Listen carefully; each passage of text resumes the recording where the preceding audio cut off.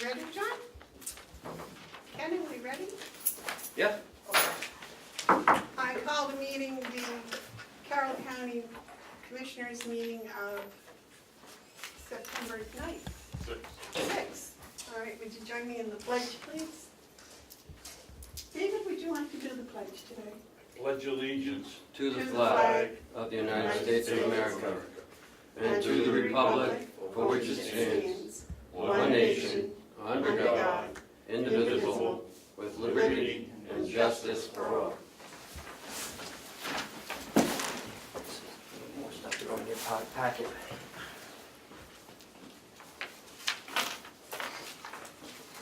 I'll make a motion that we accept the minutes of the August 23rd meeting. Second. The motion's been made and seconded to accept the meeting minutes from August 23rd. Is there any discussion?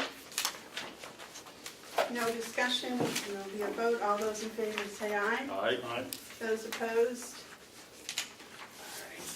So this-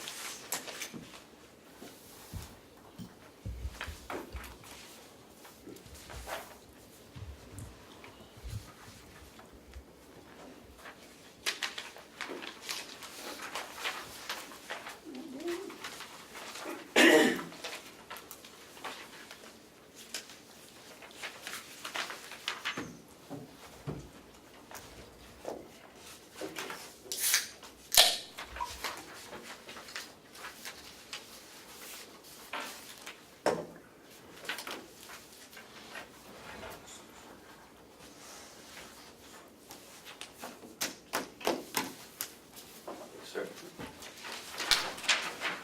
All right, is there any public input? No public input. We'll move on to the fire suppression bids. Bob, is that you? Good morning. Good morning. Morning, Bob.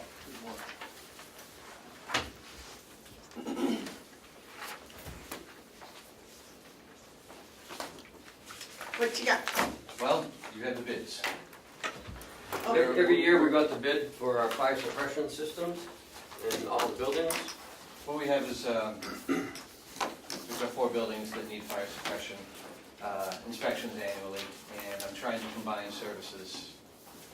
I currently have 4 vendors, and I put out an RFP to narrow down the services to try to get it consolidated. You'd already opened these? No, No. Okay, this one's been opened and resealed, and it hasn't been How do you know it's been opened and resealed? Why, maybe they put the tape on it before they mailed it. oh no, see, it's torn, dear. Maybe the post office put it on. Well, I just wanted to make the point made that that's what's done.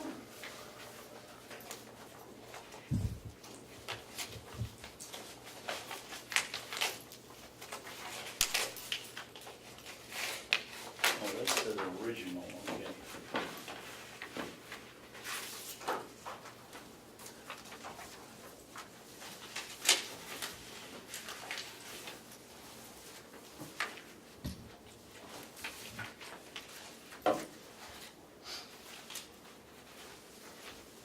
This is the original. Do each one of you want a copy? No, I also have 3, if everybody would like a copy. I have 3 originals, yes, I do, I'm sorry, I didn't know that that's how. Should we keep them, we wanna make sure we bring them back to the same folders though. My guess is we could read the name of the company on the bid, and that would make it easier to group them together. Yeah, those 2 are yours. One for you and one for, I gave you a capital, right? right, you gave me a capital. And we need this proposal right here. Well, that's all one. It is all one, Yeah, thank you. and Okay. then, and this is all one. Okay, that's the same one, isn't it? Yeah, that's for her. This is for you. There And we go. there's 2, one for each of you. One of each, now I got it. Now we And have now to- I need one for capital. Oh, you need one for capital. Yeah, you didn't give me one. Okay, there's one for capital right there. I have a capital. And, well, they must send 4 then, okay. Yeah, I got more too than necessary.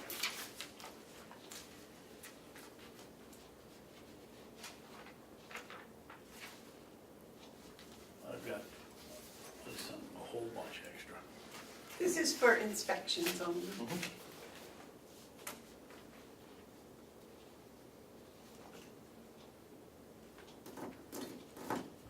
Madam Chairman, Yes, sir, if I could ask Bob a question?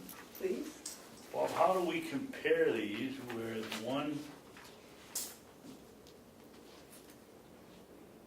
Mountain View Annex, Department of Corrections, Administration Building, and then this one over here, unless I'm missing a page. Oh, I see, each one of these is a building. They've broken it out by, yeah. I'm not gonna ask for a decision today. I would like to take these. I think that's been our policy, we open them and then you have a week and then to come back. But that's not the policy. He gets to look at them and then he takes them to you, right? You look at them, you read them, and announce who they came from, the amount, and you award it to, what's the terminology again? The apparent low bidder? You declare who the apparent will be. Right. But then they go to Bob. If you can. Right. And if I might, Madam Chairman, Yes. I think in this instance, that we would just add to confusion if we were to try to declare a low bidder based on what we have in front of us, because there's so many layers to it, that I think to say this is the low bidder at this time wouldn't serve anyone. What I would suggest is that we note who came and turn these over and withhold who we declare to be the low bidder until after they've been reviewed. And then at that time, we'll have a recommendation on who to award it to. But I don't think we can adhere to the intent of reading the low bidder, because it's just so much. Only one of them actually gave a complete total, so that's what Mr. Hounsell's talking about. So much nicer than I was trying to say it, Mark. They're too complex to. Yeah, and there's one that I would ask that if you looked at, and I won't say which one, but it seems like an incomplete bid. So you need to look at that. Which one would that be? You don't have the cover letter. Yeah. We provided pricing for all cities, okay. The only item we did not provide a price for is fire alarm inspections for the corrections facilities. Technically, if the RFP asks for all the facilities and they don't have one, it could be deemed non-responsive, but I'm not saying that that's the case. Where is their bid at all? I mean, I don't even have that. This one. That's That New one Hampshire there, Fire yeah. Protection Company, That's the right? cover letter. Right, that's the cover letter that you don't All have. right, so what I will do is I will read the 3 different companies, and we'll have that in the record, and then we'll give everything to Bob. Would that work? I think so. I think that's the best way to do it. Well, the policy goes to me, then I get. Right. Capital Fire Protection Company Incorporated of North Village Road in Loudon, New Hampshire. The second one was Superior Fire Protection, Londonderry Turnpike in Hooksett, New Hampshire. And the third one is Hampshire Fire Protection Company of Homestead Highway in Swansea, New Hampshire. And I'm pleased to say all 3 were from New Hampshire. I would also note that all 3 are really good firms from my experience working with each of them. So that's good. Was this a direct soliciting for proposals, or did you put it out on It was advertised and I direct solicited 6 companies. We ought a to 6? all And we back. got 3. Okay. Here is the Hampshire Fire Protection Company. Let's put them all back in the right files for Bob. And here's the capital. This is Superior. Why can't we keep our copies when we have to go for next week? Probably that sounds like a good idea. I don't know, what do you want to do? I want to keep mine copies, so when it comes in next week, we don't have to print them all up again. There's a couple of spares, but Well, they gotta have You've got your copies, don't you, Bob? Those? No, I don't No, have these it. are all, Well, You- this, you this these is have on, been open, we just opened them. Okay. I just need a there's- copy there's and a cover Capital letter. Fire. Right, where's the capital fire envelope? with the cover, if there was a cover letter, that should go in there too. Is that, That's another one, that's another one now. we'll put that in there. You got one of those. You have one, the capital? And so there's two capitals in capitals, no cover letter? Okay, so those are yours. And there's several in Superior with no cover letter. You have, Yep. Okay. and then you have this one for you, and I don't know. Do we only get copies of one, I'm all- three I'm all copies of confused. the Hampshire Fire Protection, you don't have a spare? You got a couple of spares there, don't you, Mark? Yeah, I do. Okay, well, then you'll have them. I just want to make sure that I put this cover letter in Hampshire Fire Protection. So everyone of us should have one of these, right? Right, so I've got three. Okay. All right, good. Now that's good, you can read these two.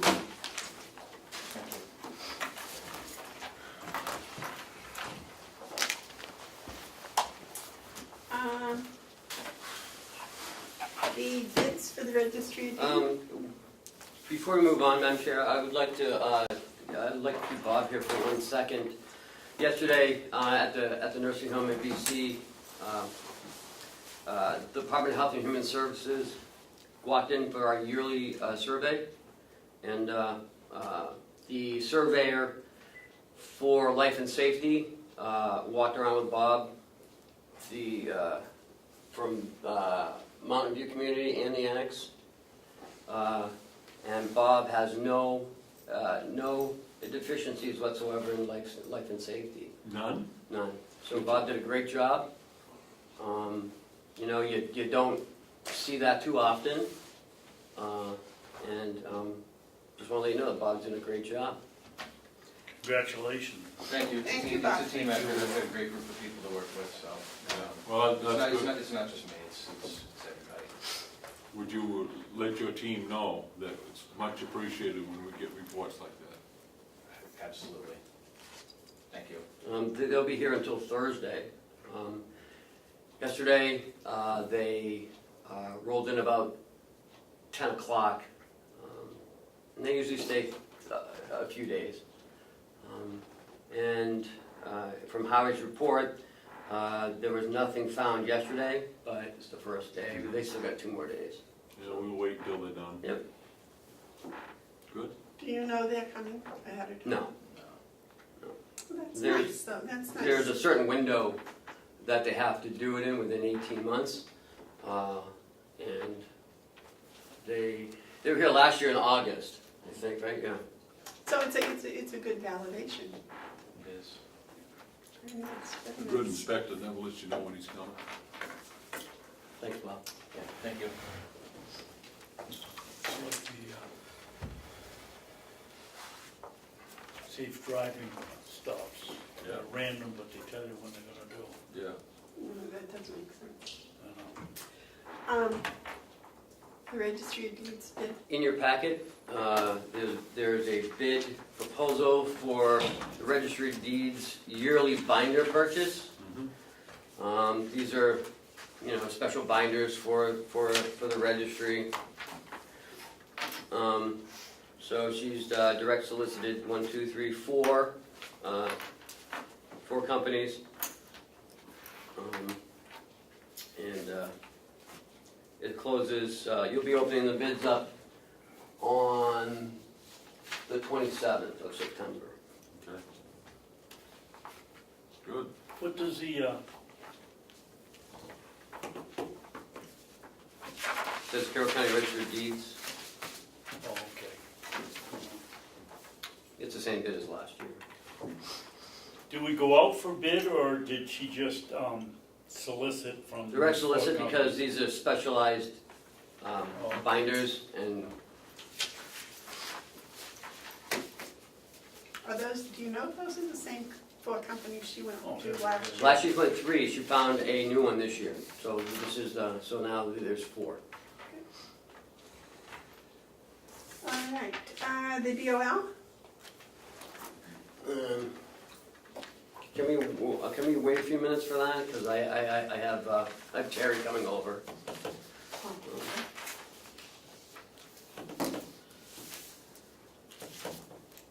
And Mike is coming up at 9 o'clock to talk about the opioid grant. Do we have anything in the yellow folder? Oh, yeah, All right. lots of stuff. Can we start that? We Sure. can start and stop that at any time, right? Okay.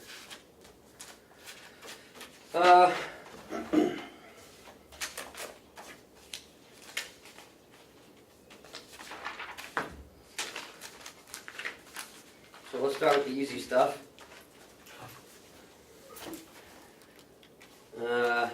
Is a Fairpoint Communication. We still doing business with them? Apparently until the association lets me know. I don't know if they've had a meeting yet or not.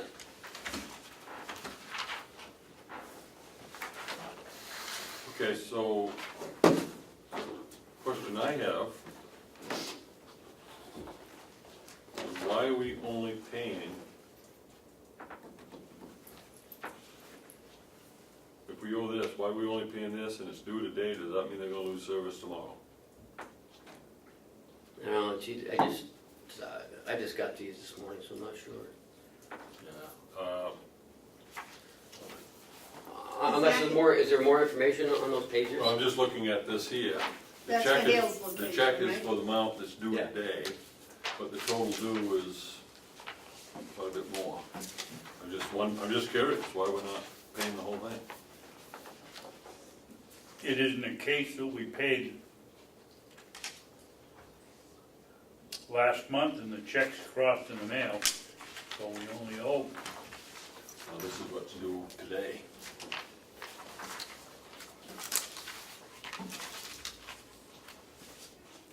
Two, okay.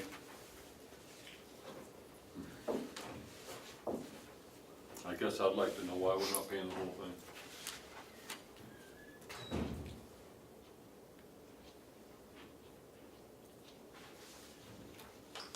We've had one disconnect. Yes, and almost a second one. Commissioner Babson did call them and forego the, Well, I don't know how we The can initial get disconnect. paid this today without calling them saying the check's in the mail. It's due today and we haven't signed the check yet.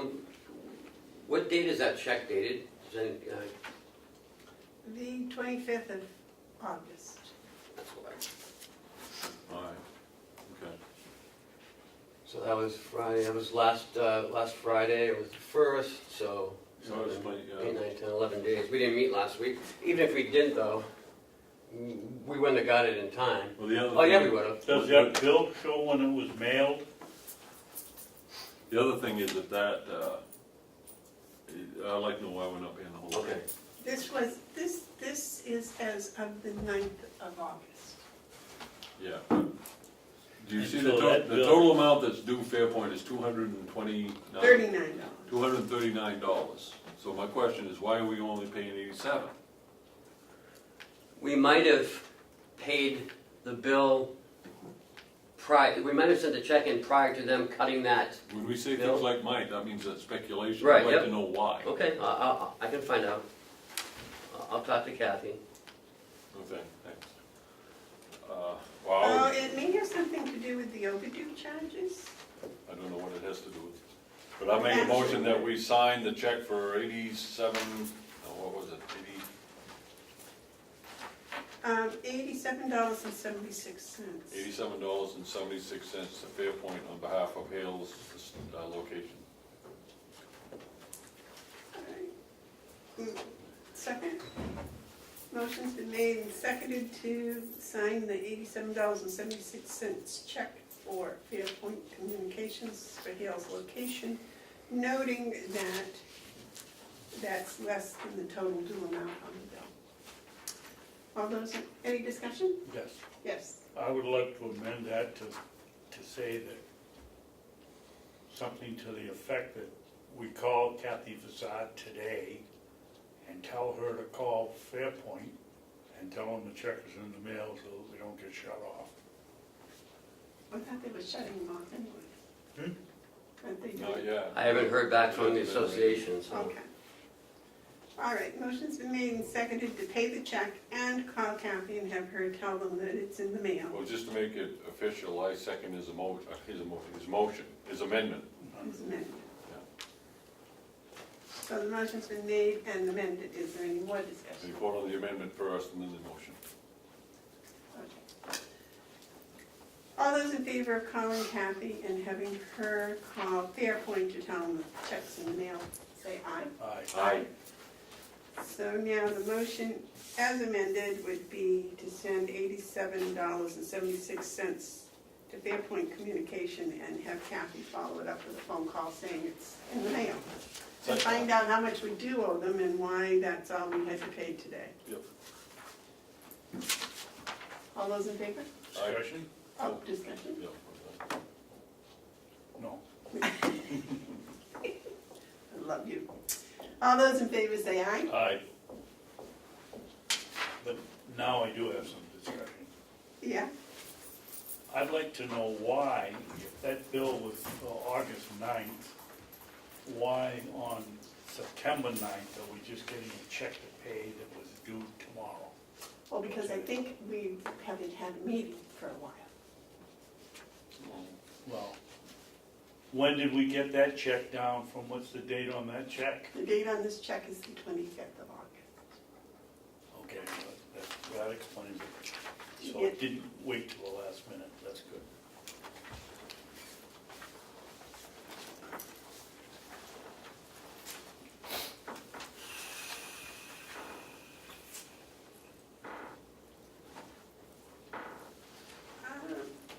Can we do this with, we don't have to change it? Is she going by both names now? No, she's going by Golden. Well, this says pay the daughter of Bevard. No, it doesn't on the check, does it? That looks like Kathleen Facade to me. The address is, well, she wrote it, I so. mean, it's still the same, it's the If same she one. if she can't cash it, then that's.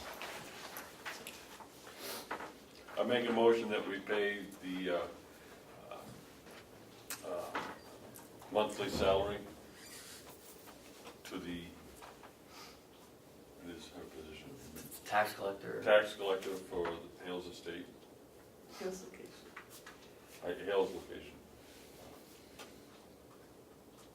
Second. Motion's made and seconded to pay the tax collector's monthly salary. Any discussion? Okay, all those in favor say aye. Aye.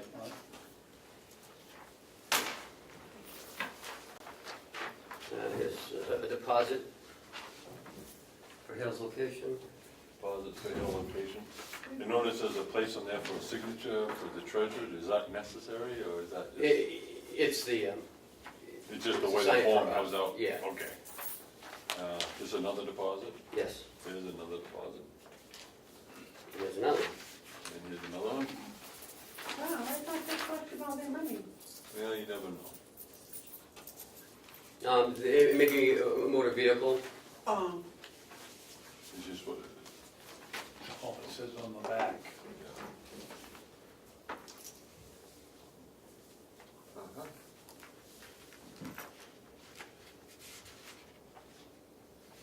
That's not making me wonder. These can't be tax bills. Well, if we're collecting, I mean, I'm glad we're collecting money and depositing it, but if these are tax bills, it kind of flies contrary to what we told that there were no taxes owed. well, I thought they said that the taxes are all collected. Oh, there's a meals and room tax because of the hotel. Oh, yeah. Well, there's something in here. Name the people on it, Ken. What's this guy's name? Is it the same? Yeah.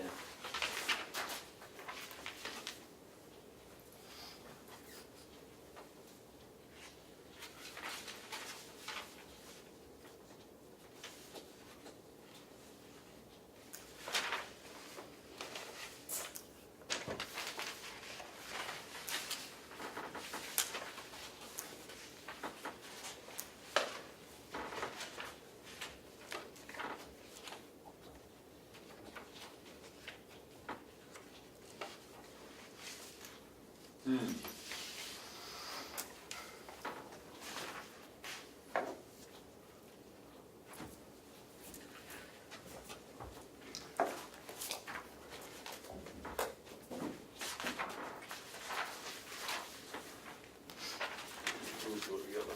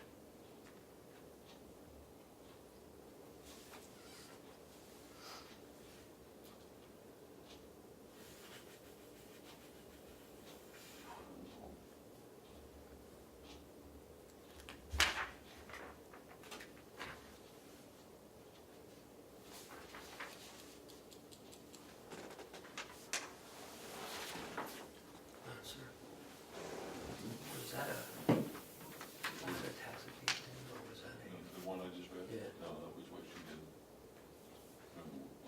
No, the one prior to that, the one that I showed you about the taxes. What is this one about? That's what they're discussing. Okay, 'cause I didn't know if it was, because it may be covered under the 91A, but it may not be because it, I think what we have is a crossover. There was some, I didn't know that Hales collected twice a year.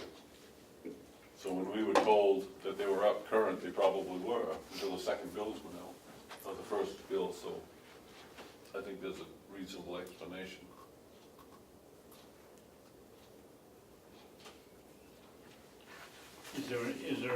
Does she give an answer on, but I don't think it's her place to answer that. I think it's the Board of Selectmen's place. Right. Doesn't that have to go into non-public? Yes. If you're gonna talk about names, yeah. I just read that.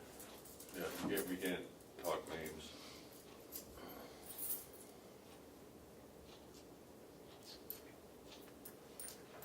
I would think though, in this instance, it may be worthwhile to instruct the tax collector to inform this person that they have opportunity, if they so desire, to have a non-public meeting with a selectman in order to hear his concerns. Okay.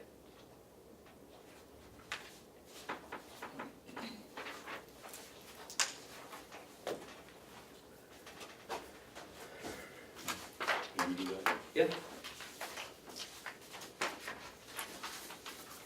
I like that in a letter form Okay. from you. It's to her. Yeah. And Or to the individual. from you. To him. To him with CC to her, Okay. you know, inform him of his rights. You have his address. Mm-hmm.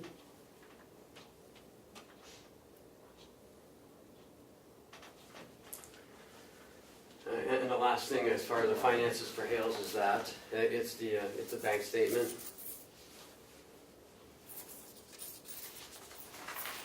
Well, I think she covered it with this letter, don't you? No, not as far as if he wants to go with the next step, Well, which would be to come to us. I just want him to know that he has that opportunity if he so desires.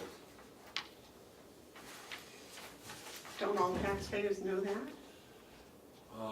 Doesn't hurt to remind them that I noticed that this one was from out of state.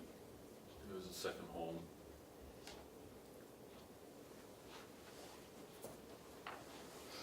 Seems like a logical explanation to me. And he may accept it, but if he doesn't and he wants to talk with someone else, he can come to us. You want these other second year installments, Ken? Oh. Thank you. I need to sign. I have to sign them? Mm-hmm. It says treasurer. You always do though. Well, let's have the treasurer do it, since they got a treasurer up there now. They didn't have a treasurer before, remember? No, our treasurer is. Who's the treasurer? Yeah, well, we just decided that Joe. the county treasurer should be their treasurer, Right. so let's let Joe sign it. Sign what? It says treasurer's signature, so let's have Joe sign it. He's their treasurer. See, before we didn't know that he was their treasurer. Remember, we had that discussion a few weeks ago when we decided that the county treasurer would be their treasurer. So let's have Joe sign that. But you want it done in non-public then, or you want it done in public? Or? No, you can do that until this is. Those are just tax receipts Okay. for the deposits. No, the non-public I was talking about was the man that wanted to, That might want to. Did you announce these, the amounts? I don't think we have. Oh, you don't, okay. I thought we normally did, but, all right, so I think here it is. I'll hold on to this one, okay?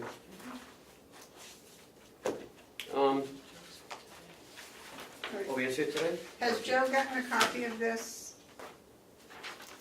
I just got those, so, he's coming today. He normally asks for Hale's location stuff anyway. Yeah, go ahead.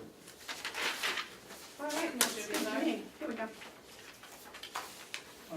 Joe's got it. We have, Joe does look through, we have a binder for him down there with everything that you guys do with Hale's location for him to look at when he Okay. comes in.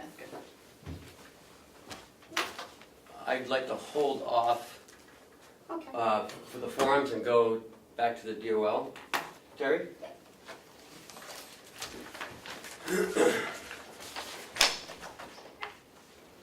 Good morning. Good morning, Terry. Good morning.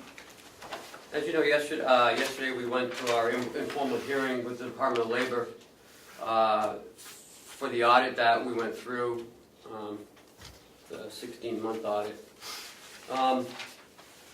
And Terry, once they left, started implementation of some new processes, some of their suggestions that they've asked us to do.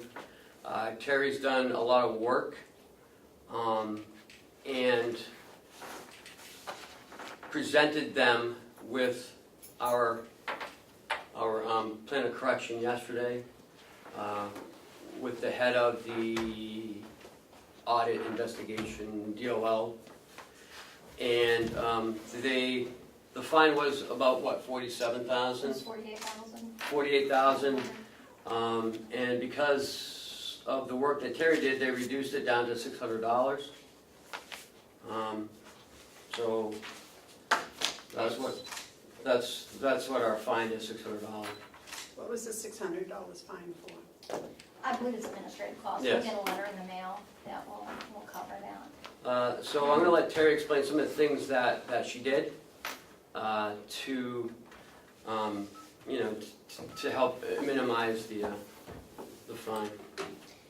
It was a very interesting experience. I will say it was my 5th day on the job meeting with the Department of Labor, and spending 10 years in the Philadelphia area as a director of HR, and went through at least a dozen different audits. And I have to say that this one was probably the most thorough I've ever seen, to New Hampshire's credit. Some of the things that we did was to change some procedures that we have over there as far as our record keeping, our timekeeping, our tracking of changes in time punches. We also had some issues in the audit. Some of what they consider bigger issues are youth laws and following certain procedures. So what we've done in some of those instances is, along with re-education of the New Hampshire youth laws, we have identified our youth with a red name tag now, something that is easily identifiable if there's a different shift manager or a new shift manager on duty, can look at that and visually see that I need to keep my eye on that one, that's a youth. You know, in case something happens with the scheduling and it were to get by, and you have at the last minute a different shift supervisor in training or something along those lines, is easily identifiable. We did provide them with all copies of the reimbursement checks. we did provide them with all corrective action on the I-9s from their audit, all corrective action on the youth from their audit. We addressed every issue that they had in the audit and did all the corrective or exception letters if we couldn't correct them. Some people just didn't work for us anymore, so we can't really collect documents from them if they're not here. But we did provide them with exception letters on each and every one of those. What I did the first day after the audit was to start what they had requested a year ago, being a self-audit for a continual 2.5 months. And it involved doing the same audit based upon a template I used of what they did. I opened up every employee's every time card for 2.5 months last year, went through, picked out the errors and discrepancies in it. I did an audit on all the new hires of last year and all the youth employees of last year after they left, and provided them with copies of the documentation. We did the corrections to some of them that I found that had errors. Did the corrections to those. We provided them with all the documentation of the ones that we had. And they had a binder of about this thick yesterday, so they were very happy with the binder, and they actually kept the binder. I did hear from them this morning already, and they are very thorough. They went through every check that we had given them, and there was one that had a changed name, so they already addressed that, but they've gone through the whole binder, page by page, Wow. apparently, that we gave, and it was pretty thick, Yeah. as you said, Ken. So I had an email this morning, and I responded back with the change of name that the employee had given us when she got married, so we're done, it's closed. We will get a letter requesting the $600 payment for that. And we thank the department because, in all honesty, although it was for us as a county, you know, it was a pretty hard blow to get an audit like that. For me, as a new person in HR coming into the company, it put me a year ahead of where I probably would have been, because on day 5 I had a blueprint of so many things that needed to be fixed. So I was very happy with that, actually. On your self-audit that you did for last year, the 2.5 months, how much in error was there? 5,800, and I have given a list of that to Kathy and to Jess, so that we can reimburse the employee wages. And Would it be sensible that instead of just 2.5 months, we go back and do the other 9.5 months for last year? well, I'm going to leave that up to Ken. Yeah, I'll Because if it think was about that. 5,600 for just 2 months, Well, that would No, leave. that's, They did change. The biggest issue that was causing this was an effect that the settings in Kronos for the rounding time had made. In my audit, prior to when they left, they had gone in and made the changes to the setting in Kronos prior to when the auditors left. So while I was doing my audit, as I got towards the end of my time period, I could see where they had shifted the time clock. So the issues of the missed time in that 15-minute increment before the rolling 15 minutes had dried up. I was not at the end calculating all these errors, because in September of last year, they changed the Kronos settings. The auditors went to, I don't know if it was Chuck or who it was, but went to them and said, you need to change the settings, which they did. So the time of the change of settings was within my audit period. What was your audit period? My audit period was from July 19th to September 30th of 2016. Let me rephrase my question. Would it be sensible to go back and audit from January 1st to July 17th? They did that for 16. Okay, so your audit followed theirs My audit followed theirs, yes. by 2.5 I months. picked up right where they left off. The day they left off is where I picked up. Very good. Now, I could go back and do an easy audit, which I've done half of it already for our state audit, just of the new hire I-9s and the youth part of it. And that, you know, I personally actually have already thought about doing that. So I can do that. That's going to capture, I just pulled all the last 4 months for our nursing home audit. So it would be between October and April. a lot of the I-9s, there seems to be, and these things have to be correct. You can't put like a birth date in can you explain the most common problem with the The I-9s? most common problem with the I-9s is that when the employee is filling it out, there's a spot where they sign and date it, and for whatever reason it is, and I've seen it for years, just is the biggest mistake on the I-9 audits. They put their date of birth next to their name instead of the date they sign the document. That is, although, yeah, it is a fine, and it is a mistake on the employee's part, it always falls on the employer. So that's the biggest thing that you see. I didn't see any I-9s that didn't have proper documentation, other than the two that they had not been able to find the I-9 itself. We had those I-9s redone, they were current employees, we had those redone with exception letters in there. David? Yeah, the I-9 is a federal form from my understanding. It is. How did we put employees to work here, you weren't here, and not have the I-90 form? Well, that's a good question. Prior to me joining the nursing home, the new hire paperwork was spread out among a few people, and that is the first major issue that you would have. We had our supervisors, our clinical supervisors, our dietary supervisors doing new hire paperwork. It's complicated. There are things that you have to be careful that are done. So we would have that new hire process spread out between 2 or 3 people. And it's very easy for things to fall through the cracks, or for people to be assigned the duty that have never had formal training in what you're looking for, what documents are acceptable. But now, with me over there, I do all of the new hiring, paperwork, orientation. So that will not be an issue now. Right. David? Well, maybe I didn't understand, but I thought this was human resources job when they were hiring. We had supposedly a professional running the office, and why wasn't it getting done? I mean, I I just, can't answer that. beyond me. I have questions of my own, David. So,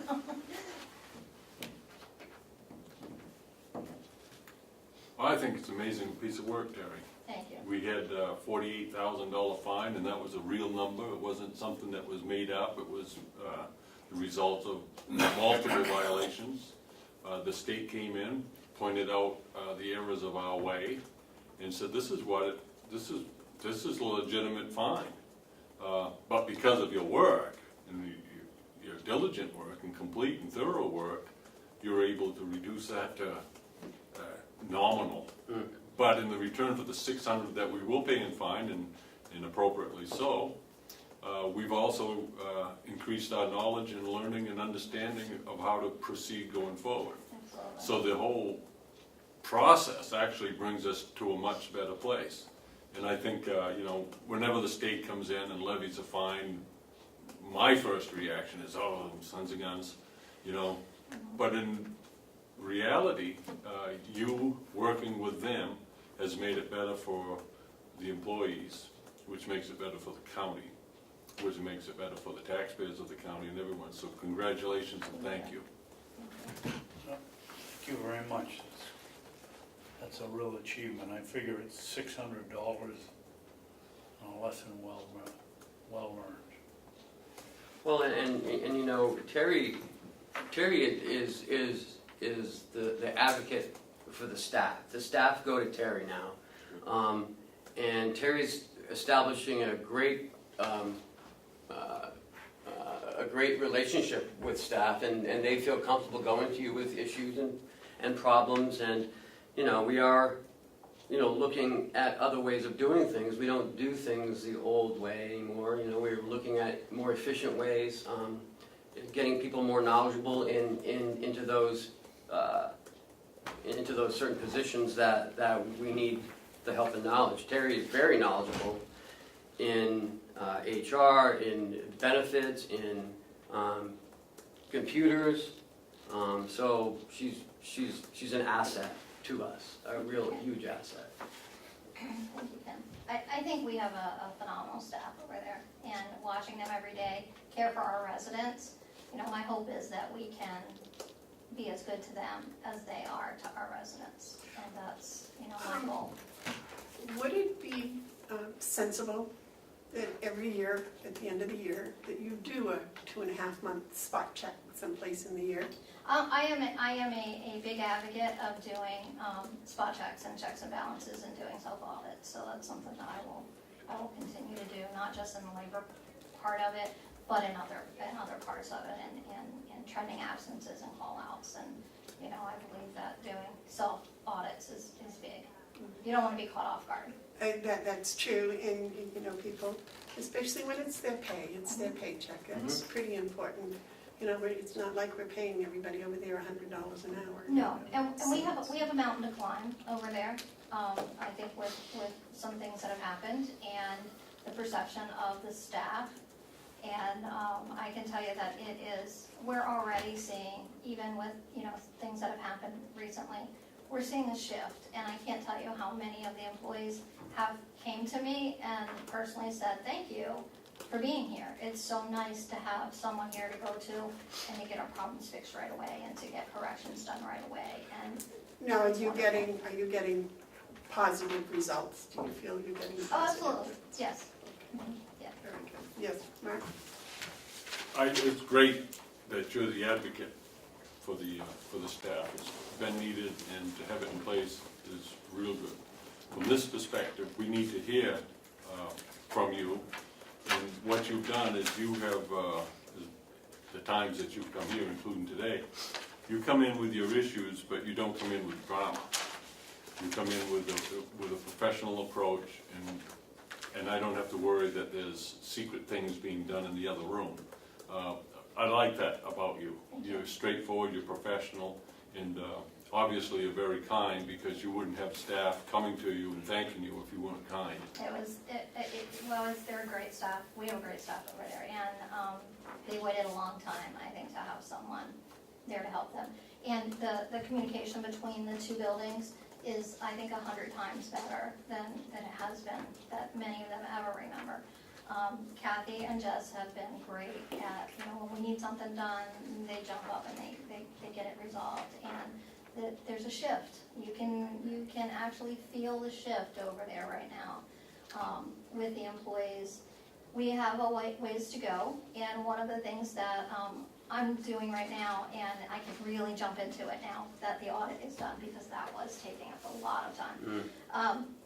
I'm doing a meet and greet with all of our staff, and I sit down with them for 5, 10, 15, half an hour if there's issues, and reviewing their paychecks, because our paycheck stubs are a big issue. They're not very transparent. I believe transparency is the first and foremost thing we should give our employees in all areas. If it's not transparent and they don't understand it, they suspect. And because there have been things that cause even more suspicion, now they all look at their paychecks, and, you know, there may be nothing there, but if you can't tell what you're looking at, you immediately have suspicion. So it's been really good to sit down with each of the employees, go through their pay stubs with them, go through their benefits with them, make sure that we've got it right, and just talk to them about how long they've been here. I asked them what are the top 3 things they like about working here, and what are the 3 things that we have an opportunity to fix for them. So when I'm done with this, I'm putting all this information together. I'm going to compile some information and meet with the department heads, and you know, good, bad, ugly, or indifferent, they're going to hear what it is. So, Good for you. Good for you. I like your professional approach. Thank you very much for all your efforts, and we'll just keep working towards perfection. Yes, thank you very much. Thank you. Thanks, Terry. Thank you. again. All right, the Sheriff's Department has arrived. Come on up. Michael, What do you want me to say? right here, it'd be great, thanks. So in your packet is the grant agreement. I think back in July, the sheriff put in for the opioid grant. Second time. Is this what was once called the Grant of Hammer? Yeah. It is part of the grant. I thought it was gonna be more money. Well, Well, the first time we put in for $26,000, thinking that, you know, hoping to get, you know, because we're doing just traffic and addictions and so forth, and it was, you know, basically 4 hour shifts times 100 shifts, so we did that. We found out that after the first award that there was money, we thought it was money left over, but basically it was whatever the 4 agencies, whatever put in for it, got what they asked for. So after going through the first round of the grant, the chiefs met with the sheriff, and they all decided to put in more, add some more patrols and some more, use the money for some other, some investigations and help fund, some of those as well. So we put in for 50,000. And they came back and awarded us 20. So the sheriff actually called down to the grants office and obviously was disappointed. And the reply back was, and I can read the reply. Yeah, please. It says, "We understand the disappointment. Unfortunately, we had 2.5 million requested and only 1.2 million available, so the committee decided it's best to split the money around the state as best as possible based on the needs and statistical data. Unfortunately, that resulted in awards being lower than requested amounts." Yeah, so we get crumbs again. Yeah, and even less crumbs than we got last year. May I interject here before he goes too much further? Yes. I'm not gonna vote to accept this on principle. They hand us crumbs and expect us to comply to all the restrictions and all the things, and they don't give us enough to make a dent. They continue, and I hope you're getting this, Damon, the state continues to neglect the northern part of this state, and Carroll County in particular, on the opioid funding, so that we can address this problem in this county. This $20,000 is a slap in the face. And I'm really quite disgusted with the process. If they think that letter gets them off the hook for neglecting us, they got another thought coming. Okay, You have a comment? Mike, who does this money come directly? Does it come from the federal government as a block grant? yes. And then who makes the decision how it's divvied up? The Grants Management Office down at the state. The what? Grants Management Unit down in Concord. And who's included in that? I mean, are they all from Nashua, or are they, Yeah. They Fortunate, had- baby. In the past, there was a committee, yeah, and I don't know who's on it exactly, but they tell us, I know the sheriff and I have been fighting the battle since, the day I was sworn in full-time officer in 1989 in Conway, is anything north of Conway gets ignored. Mhm. And I think the common answer is the base of the their feeling is, and I don't know what we can do to change their mind, or if we can, is the base of the population and the base of the problem, and needs to be focused in where there's higher population, higher drug activity, higher overdoses, and just higher drug activity. So they're given the money based on stats throughout the state of where the overdoses are, where the seizures have been, and so forth. So they're trying to fund those units down there, because it does come up through. With us, if we get $20,000, I would like to see the commission, and I'm sure the sheriff would as well, like to see them accept it, because I know it's peanuts, as you say, but it's peanuts we can use. And it's peanuts that we can use that we otherwise wouldn't be able to put, stuff on the road and stuff out to try and do some interdictions and so forth, that wouldn't be there. So even if we get one arrest, save one life, that's maybe something that we couldn't have done if we didn't have the money. So I understand the objection, and I guess we're just used to feelings of peanuts up here. Yeah. Well, I understand it's a crisis everywhere, but when the crisis hits home, it's a bigger crisis. And right now, I think Carroll County has a crisis. It's a serious crisis, and I agree with you. If 20 grand saves one life, it's 20 grand. I also agree with Mark in that we should jump up and down and have a temper tantrum and say, give us more money. We have people here, real human beings, that are overdosing and that are dying and that need this. I also, my son has a property on Route 16, and I have watched day after day after day, the number of traffic stops on Route 16, which is phenomenal. And I believe it's a lot of this money from Granite Hammer is helping. It's had all kinds of results, one of which is they no longer drive 90,000 miles an hour down the road all the time, which is positive for everybody. But the other thing is, I also know that they have made drug busts, and they have stopped large amounts of drugs traveling through this area. So it not only helps this, this county, but it helps the county north of us and Maine north of us where the drugs are traveling. So I agree with Mark that we should do something. I'm not foolish enough to cut my nose off to spite my face, so I think we'll take the money but write them a nasty letter saying we want more next time. Yes, sir. Yeah, I'm gonna vote for it. 20,000 is better than nothing, but it's not much better than nothing. And that's my whole point, that they talk about population distribution. Well, if you look at the amount of money they allocate to us, it's really off that argument. We are entitled to more if it's based on population. We're also entitled to more because, as I understand, the path to getting to drugs in the southern part of the state often involves the mules going from Lawrence as far north as Colebrook and then distributing from there. So there's distribution games that are being played that the state, I don't know if it's a grant review committee or if this is law enforcement, but this is unacceptable. This is a slap in the face, and it's a complete neglect by the state as it pertains to Carroll County. Now, there needs to be a letter written, but not to this committee, because last year they didn't hear it. They're not going to hear it next week. This has to go to the governor. This is not acceptable.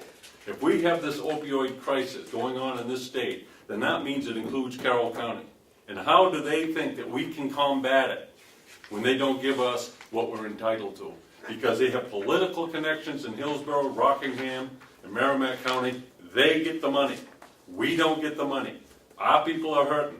They don't help us. So the fact of the matter is, this $20,000 may salve their conscience, but it doesn't solve the problem in Carroll County, and I am quite disgusted with it. And I hope that we can send a letter to the governor saying that we have been neglected long enough on this issue. Everyone stands and postures about what they're doing for the opioid crisis, but when it comes down to putting money on the table, the state of New Hampshire has not done it, and I don't expect that they're going to. This is really, really disappointing. They didn't give us enough last year, and the reaction is they cut it for this year. I'd like to know which county got more than they asked for last year. David? Mike, do you know where Carroll County stands on overdoses per capita? As I sit here today, I don't. I do have the information. When I applied down for the grant, I can tell you how many overdoses went into the emergency room, how many were saved by Narcan and that type of stuff. We can show you that report and get you those numbers. It's actually available online, I believe. Maybe Damon knows. He's waving his hand. I don't know those numbers. I was gonna ask Mike when he sends it to you, send it to me as well. Sure, but I didn't, got to speak with the sheriff first. I don't think that's. It's one thing to say the vast population is in Manchester or Concord South, but if we're leading the league in overdoses, that's far more important to me than you can have a huge population and a very small per capita overdose. I would call this not Granite Hammer, I'd call it Granite Screwdriver.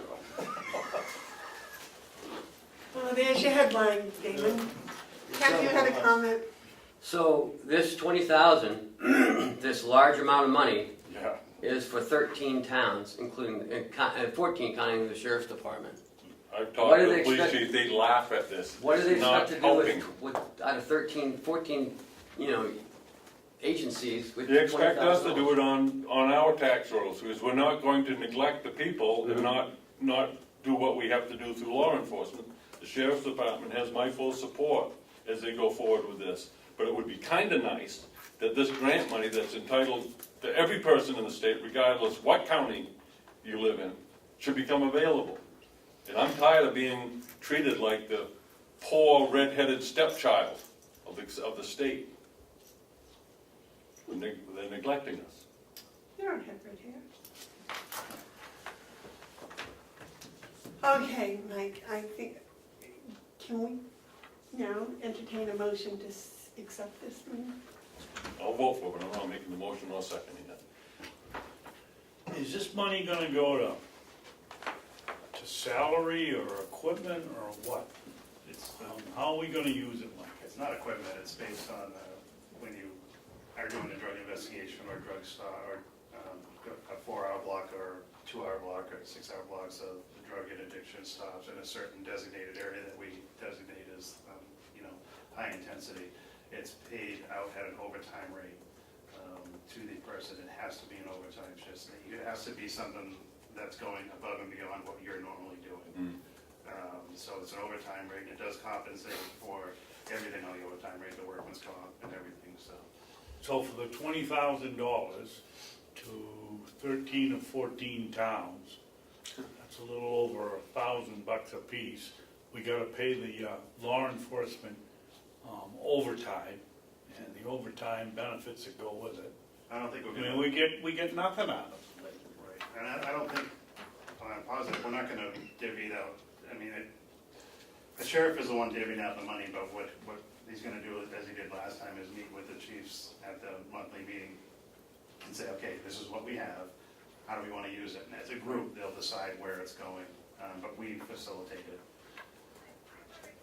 I have Thank no you. problem with how you guys administer. I think I don't you do. either. I think you and the chiefs, they do an outstanding job. It'd be kind of nice if you could get a little bit of help in doing it. Right. And then we, and they stand and they brag about this thing as though they should, and then they do something like this. $20,000. Huh. Well, I'll make a motion that we accept the money.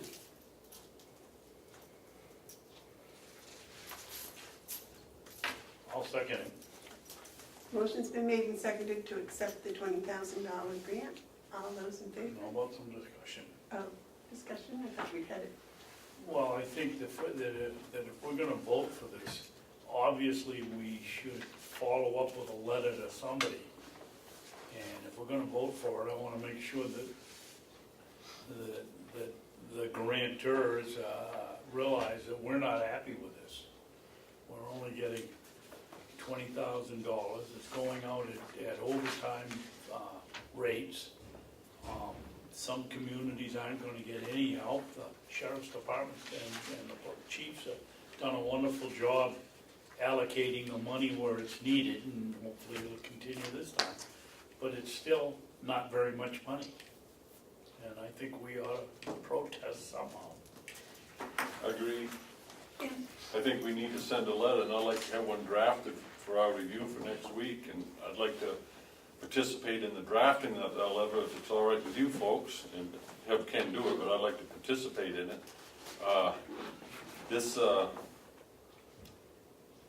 I'm thinking about it, I'm gonna vote for it, but I probably would rather abstain just to send some sort of protest. It's very hard. Usually when you get a grant, you want to write a letter thanking people. Because they're doing something. I don't want to thank the state for saying that they helped us. I don't want to write a letter of thank you. And usually when you get a grant, you want to say to the grantor, thank you. I don't want to say that to the state on this one. I'd rather send them a letter that said, well, we took the $20,000, and if we divide it up over 14 towns, then everyone gets X number of dollars. And at overtime rate, that means that each town gets an officer to spend 2 hours or 3 hours doing this. Thanks a lot for nothing. Basically what they said is, this whole opioid war in Carroll County is on our dime. That's what they're saying. And we're gonna do it. We're not gonna back off on our obligation. Ken, But it's an easier day in Hillsborough County than it is in Carroll. Ken, I have a procedure question. This did not go to the grant review committee, but it's a second round. Does it have to go to the grant review committee where it is a second round of the same? I would say yes, because it's a different grant. All right. Unfortunately, I didn't think it was gonna come this quick. We set up a meeting. Right. Do we have a deadline to accept this? I thought. So the motion may be to send this to the grant review committee, which might not be a bad idea. Let them look at it too, see how happy they are. Does the delegation have to accept it before the funds are accepted? Yes. So maybe that grant review committee meeting should be previous to the delegation meeting. I would say so. Oh, yeah, but is there a date? I don't think that we have a hard deadline, but I think we need to accept it sooner than later. Yeah, Yes. we got a process here with the grant review committee. I don't know what that type of time puts on it. Well, I mean, if the grant review committee, approves it, it's still gonna go before the delegation to accept it. It also has to go to governing council, so I think we ought to make sure we write a letter to our executive counselor as well as the governor, because they approved it after we accepted it. There's a lot of process here, but we should send this to grant review committee post haste. I'm wondering if we should have the grant review committee maybe at 8:30 in the morning prior to the meeting. That should be long enough to discuss this, right? If copies go out to the Well, grant. Let me just read it. To come in here at 8:30 and think you've done a good job studying it and getting the basics of the grant, and Well, meeting it's at the 9 same, o'clock, that's not gonna Well, work. it's the Give same- it to them now. it's the same grant, nothing's changed. Well, no, they don't- My guess is they haven't read it completely from the last year. You But have a they- grant committee, let them look at it for 2 weeks and come in here. Well, that's what I would send copies to the grant review committee members today. Oh, okay. And I'd like to. Oh, yeah, it just mean we'll sit down at 8:30 and go over. That's what I thought she Oh, no, said. they'll have already seen it and gone over it. And then we'll just meet to either confirm or deny it, and then we can take that confirmation or denial to the, but they would want the commissioner's Right. approval or disapproval ahead of time, so the motion as it stands would still need to be voted upon. Okay. Any other discussion? Okay, the motion's been made and seconded to accept the $20,000 grant. What's the name of the grant? State of New Hampshire. I believe it's part of it's the grant No, annual. no, it isn't, it's called something else. Law Enforcement Opioid Abuse Reduction Initiative, or OARI Right. grant.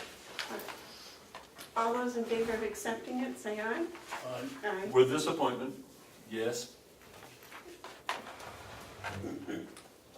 Now, I would also like to make a motion that we write a letter to the governor and maybe to the president, since this was a federal grant, stating that we're definitely disappointed. It should have been for $200,000, not for $20,000. At least the 54 that we asked for originally.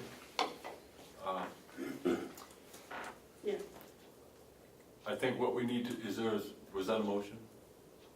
Well, if necessary. Well, what I would say is Ken can that write it without it. the letter should be addressed to the governor, but it should be CC'd to, send it to President Trump for sure, but make sure we get Joe Kenny and our county delegation on that list as well, and Senator Bradley on a CC list, but I think it should be written to the governor. Well, because it's federal funds, I'm thinking of the president. Well, it's the state funds, actually. The feds give it to us, and the state administers it. It's the Department of Safety. Yep. And it has to have governor and council approval. Maybe they'll just say, we're not approving this one because it's not enough. The governing council can do things for us if we get word to them. Yeah, Joe's really good. Okay. Thank you, Mike, for all your time and listening to us preach to the choir. But Thank you, sir. Lieutenant. by the way, what happens to all the fines that are, all the tickets that are issued through this? Any fines that are on the road through speeding tickets or through the courts go to the state. See, I'd like to know how much we send the state from the granted camera time that we spend on the highways. Fishing game, alcohol, boating, and town ordinances go to the town that issues them. Everything else goes to the state, and that's split up with different formulas to different agencies and so forth. Would it be possible to find out how much is actually generated from the hours of granted camera? I can ask the sheriff about that. I know we have stats. I'm not sure we have stats on if someone stopped the speeding, if they're given a summons or not. But in that granted hammer time, because I would imagine it's more than $20,000 in a year. I don't know. It'd be interesting. Thank you. Sorry to just You're welcome. keep you from your job. Thank you very much. Next is the county attorney with some new hires she'd like to introduce to the board. She's not on the agenda. I'm sorry, I'm not on the agenda. Thank you for taking me out of the agenda. I have our two new hires. We are, as of yesterday, fully staffed. So I'm so pleased. And thank you all so much for your help and your support during this time. So I would like to introduce you to Brianne, and I've been saying it wrong, it's Diermund. Yeah. Brianne Diermund, who is our new victim witness coordinator. She handles all the victims, witnesses in the office, the federal grant. And she is actually going to be moving into, I think, the main office to use this for victim conferences across the hall. So that we have a private meeting area for victims. I think that's probably the best thing, to have something comfortable and where victims feel comfortable, but it's still private and not out where everybody is or in one of the attorney's offices. And then next to her is Melissa Banks, who is our new legal services assistant. And as I indicated before, I stole both of them from other counties, and I was very pleased to have done so. I am probably becoming the least popular county attorney in the state, but I have great staff. I just gotta note the irony that our county attorney just admitted that she steals. Successfully, too. Only personnel. Good job. So, do you have any questions for me? No, but I would like to thank and welcome both of the ladies for joining our team over here. And thank you. Well, I think you both of you are in a fine office with a fine leader, and good luck to you. And don't get discouraged and go someplace else. Don't let someone else hijack. Tell us ahead of time. Tell us Oh, ahead of time. Shanghai. I think it's called Shanghai. David, you had a comment? Yes. Makila, do you have any rough idea when the sheriff's department arrests somebody for a drug offense and it comes to court, how much it costs us? Wow, I don't have a rough idea. It would. More I'd than have to break that $20,000? Total? Yeah. Over the year? Not one individual. One individual? One case. One drug case I wouldn't wouldn't take think that so. long. I don't think it would take that long. Drug cases traditionally take a lot less time than other cases, which is why we have someone in our office, one prosecutor, that does all of the drug cases, because you can have a lot higher caseload when that's all you do, because they don't require, you don't generally have a lot of citizen witnesses. I mean, your witnesses are generally police officers.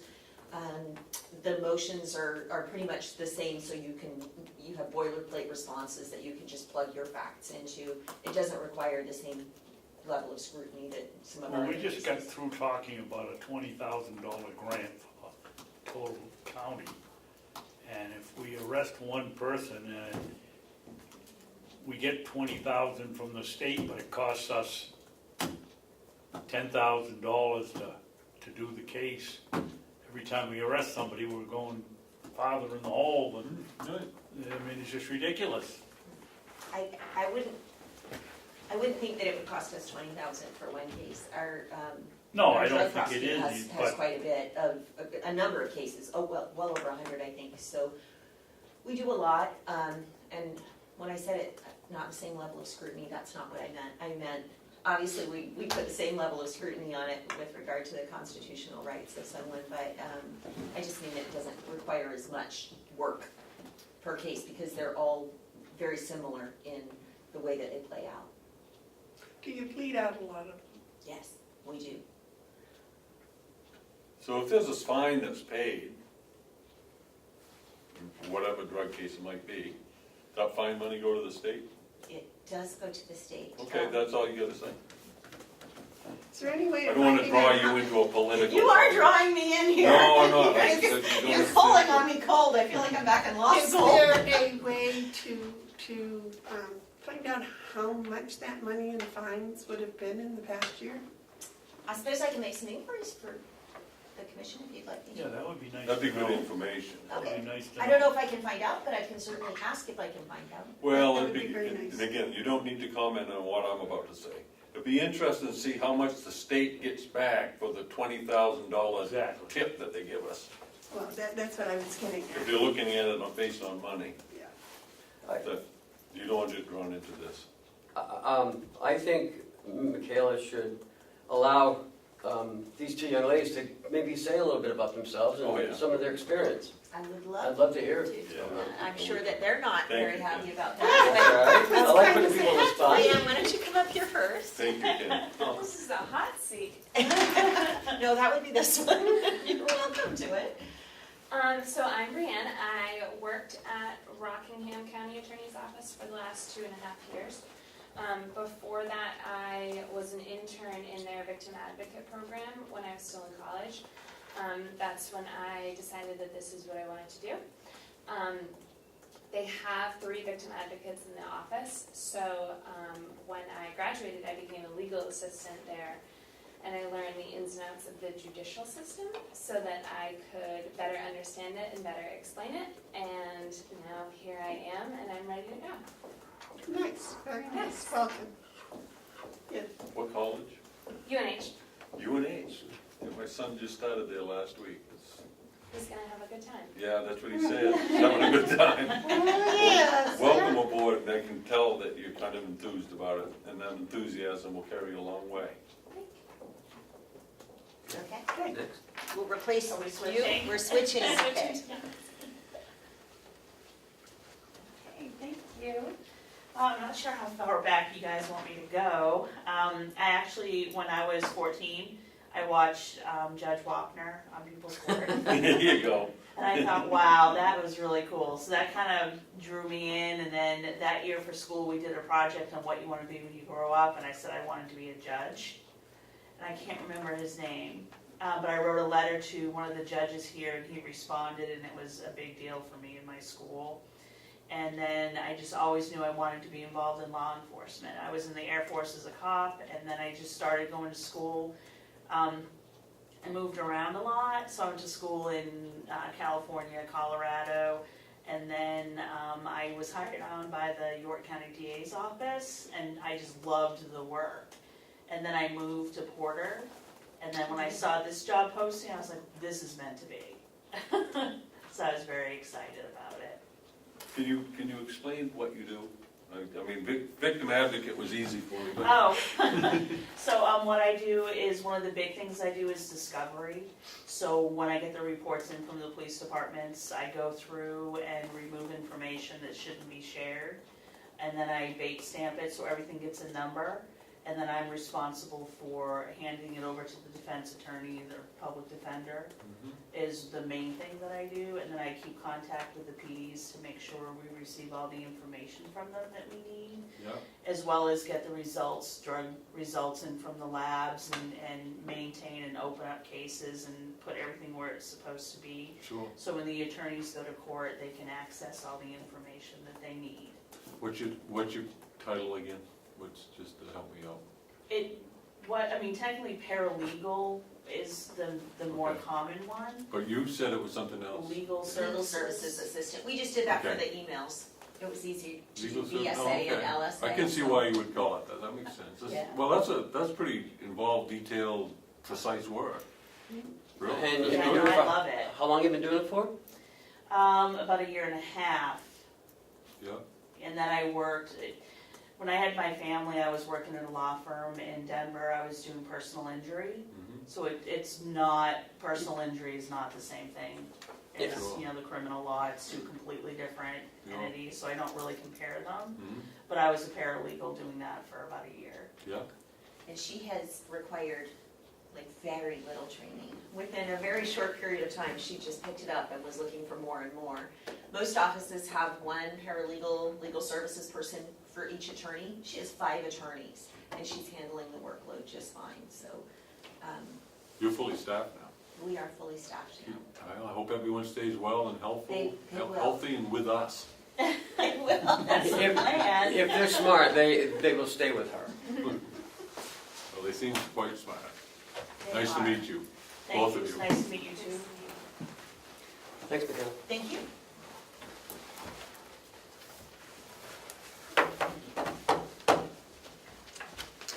All right. Welcome back to Hales. Oh, I had a thingy here. Yeah, that's everything else, right? So with Hales, there's a lot of, I don't know, half these things, there are a lot of school stuff that do. The MS-24, For the school. yeah. Do we sign this? I think just, Just a preparer, there's something that we sign. oh yeah, you guys have a lot to sign here. This is a 434. Yeah, up to sign that one. Okay, this is, let me just take a Yep. look at that.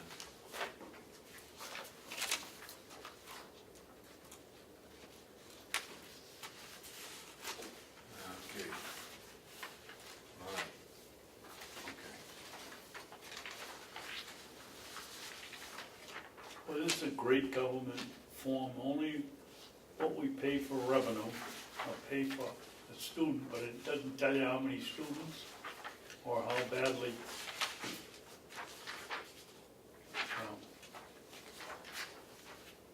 Well, What is 66, Mr. School Board Member? 66, 256, is that 2 students or Let me 1 see. student? let me see where you're at. Right there. Where's the top, where's the? Up here, tuition. Change, get your It's article. tuition, and over here we have, how much did you say that was? Yeah. 66,256? Yep. Okay, that is a statewide enhanced education tax. Post. That's a statewide tax? Do you see that right there? Yep. All right. Statewide enhanced education tax. And what did you have over here? Same thing. What, the same number though? Three Yeah. more? Yep. Where was it? Right on top? 66, 2. I don't know. What do you got? It's the same number, but it's under a different, It's on the tuition. this is under unrestricted grants and aid. So is it money in and money out? I would say so. This is revenue, right? Yeah. This is, So that this would is be- balance. Yeah, this is balance. Total revenue from state. This says that 66,256 is. With some form of revenue. It's revenue from the state, and the form is its adequacy education grant. So they Is applied that the for. one- Excuse me, statewide enhanced education tax Is that the one that from the state, money from the state. kind of supposedly equals out the cost of? Right, adequacy grant, that's state, revenue from the state. That one needs to be signed Yep. by you up top, you're the chairman of the school board, I think. Yep, I am. And then Amanda and I signed down here. That's it, and the next one is MS 434, it's a revised estimates for revenues for Hales.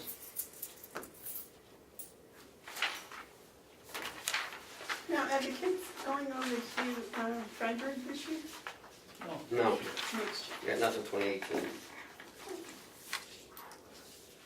Okay, this is distribution. School board chairman has to sign it. But is that an elected position? You should be signing it. We joke about being the chairman, but shouldn't the chairman of the board of... But we signed it down below. I believe. Who's the chairman of the school board? He is. No, I make a motion that we elect David Babson to be chairman of the Hales Location School Board.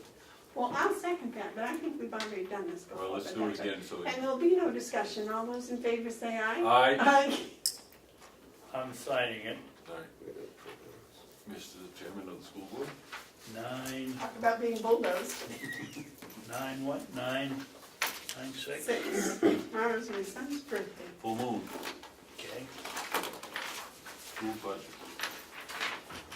What, a lot of zeros on this. Well, because of no school. But you're also the superintendent of schools, aren't you? This is just more of the same. He can't be superintendent and That's chairman of the school conflict. board. People elected me chairman, so I just signed chairman. Do we need a vote authorizing ourselves to sign this, or do you sign it? I don't think we need to vote to sign it. We just did this up in Conway, we didn't vote, we just passed them around, we signed it. I don't think we have a choice, do we? They're from the state, aren't they? I don't know what this is, well, that's fine, but I found that out. Okay, so I'm signing.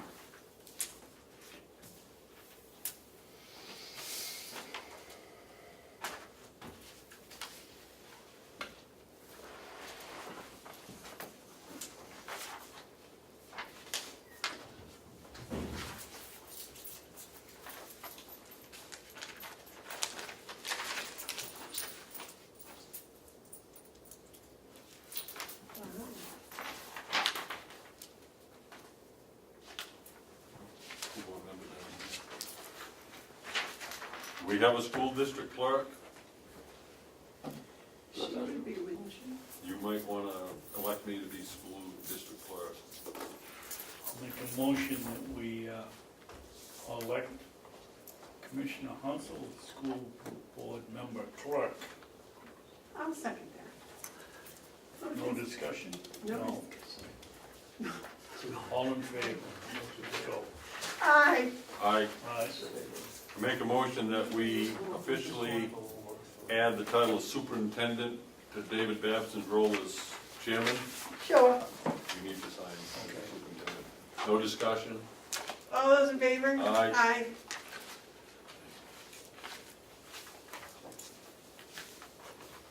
This gotta go to her. Or she. Amanda. Ah. Oh, we get this one now?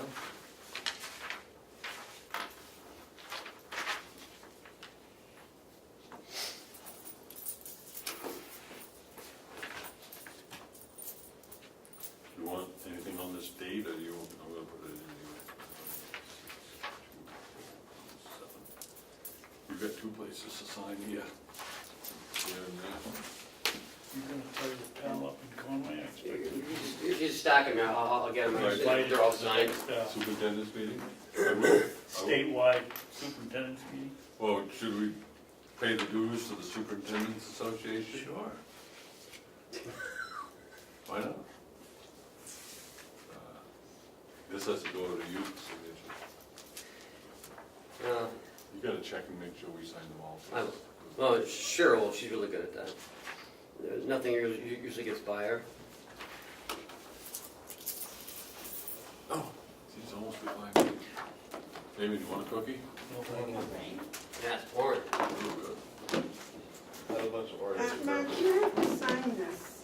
You? Yeah, you wrote your name, but you also have to put your signature on it. That's too tough, that's pushing this limit. Oh, Yeah, we're supposed to have flooding tonight. Oh, great. No, I don't think so. Not as bad as Texas, I'm sure. No, I think it's gonna be 4 inches, not 4 feet, so. How about winds of 180 miles an hour in can't Florida? even imagine that. It's sort of like that in the commissioner meeting. How about the eye of the storm was bigger than one of the islands it hit? That All was amazing. Really? This was signed back in June, for the agreed upon procedures up in Hales. They don't do a regular audit like we do, they do it every 2 years. So this is, an agreed upon procedures to look at the books. And you already signed it back in June, but she lost it, so we need to have it signed again. Okay, what is this? This is to hire them? Well, yeah, they've already done it, but. So what am I looking at? Please sign, indicate your acknowledgement of an agreement with the arrangements for our, including our respective responsibilities for any questions, please let us know. This is just a sign that we are agreeing with the process by which they conduct an audit. Right. I make a motion that we agree to sign that again. I'll second it. All those in favor? All right, All right. I believe it's just. Are all these forms down here? These are all them? Yes. I think so, but I'm not sure I signed them all. I think I checked. This one didn't need a signature, right?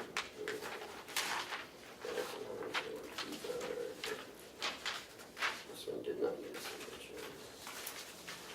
There you go. Okay, That one don't need any more? no, it didn't need anything. Good. All right, so, Anything else in the yellow folder? what is the young lady that spoke second, and the last name was Banks, I think she said. Melissa?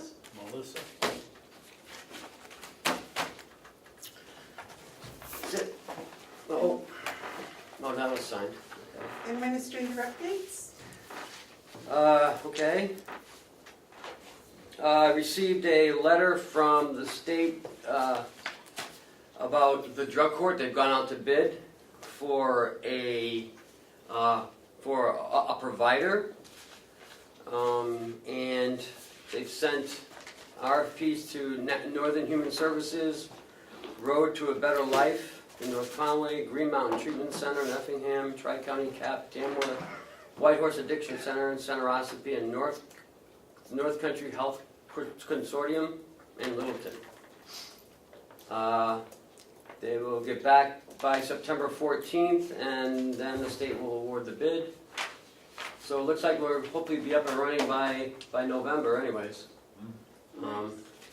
So that's a good thing. Will that be a full-fledged drug court, Yes. like Stratford? Yeah, but run differently. It'll be run by the state, not by us. State pays the whole. Right.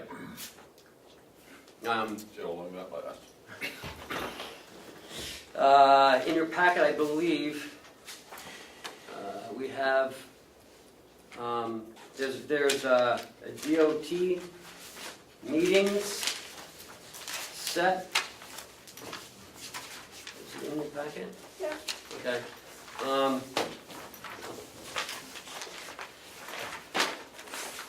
In an effort to encourage our participation regarding transportation projects planned between 2019 and 2028. So there's a list of where the meetings are going to be held and such and such. Is that the Gasset meeting? Is that, Yes. yeah. There's only one in Carroll County. There's one in Conway. That's the only one. That's the only one?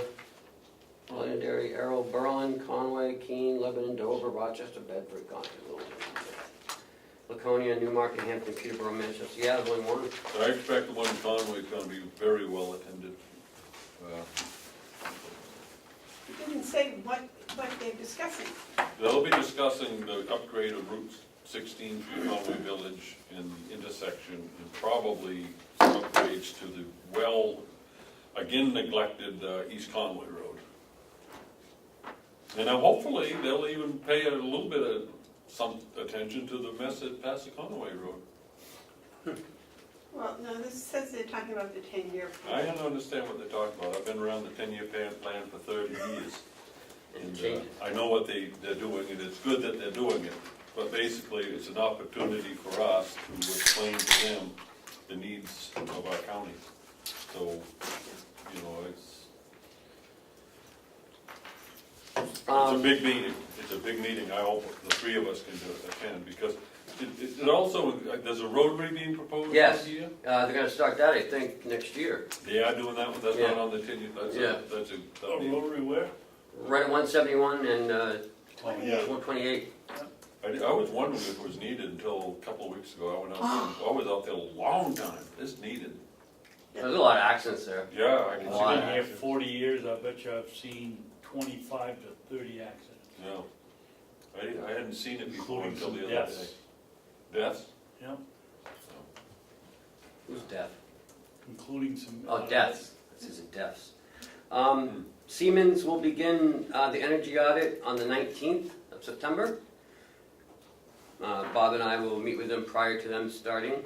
That's on a Tuesday. Yeah, it's supposed to last a couple days. They've already gotten the figures from the finance office, right? Oh, yeah.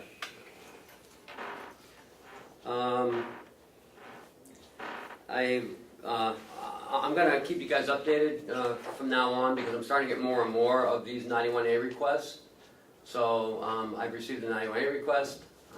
So far this month I've received one. Did you take care of the one you got last month? Yes.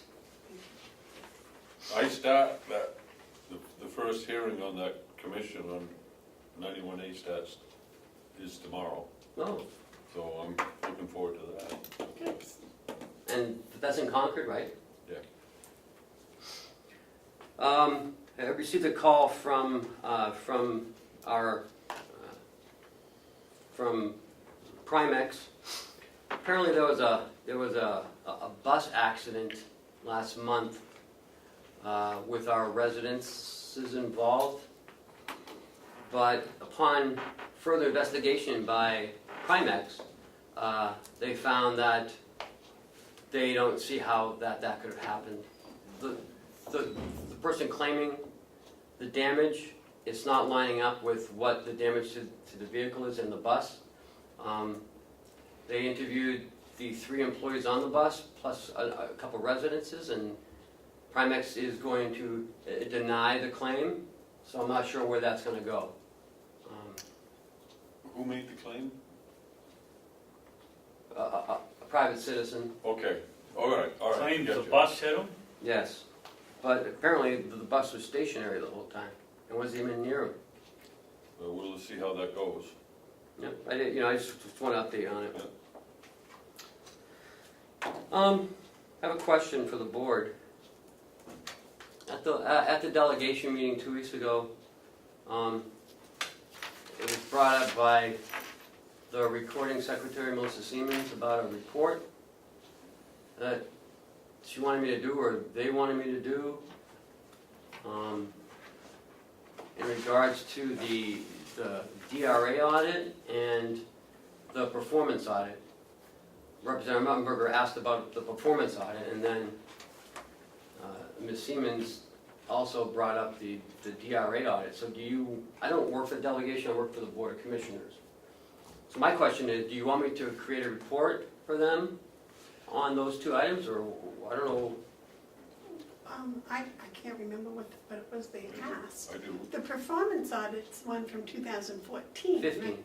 2015. 15, right? Yeah. So what did they want, an update? No, on that? 14, it's 14. It was before me, yeah. And the DRA audit was 15. Oh, but did they want an update as to what we were doing Mm. in response to it? Yeah.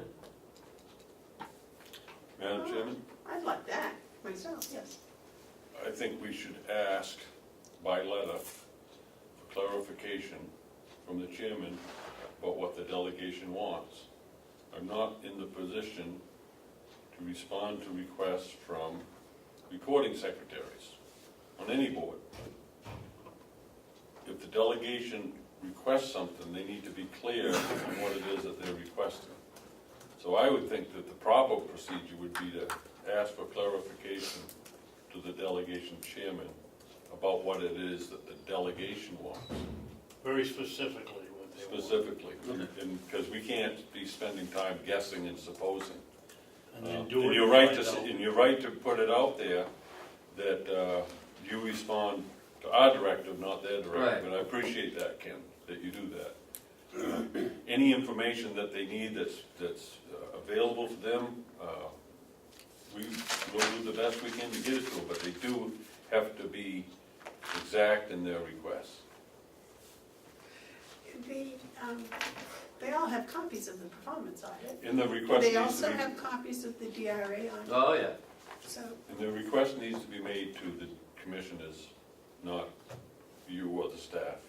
If they have a request, it needs to be passed to us. Right, and that's, you know, and I apologize for that at the meeting, but, you know, I don't want to do something that you don't want me to do, because I take direction from the board, not from the delegation.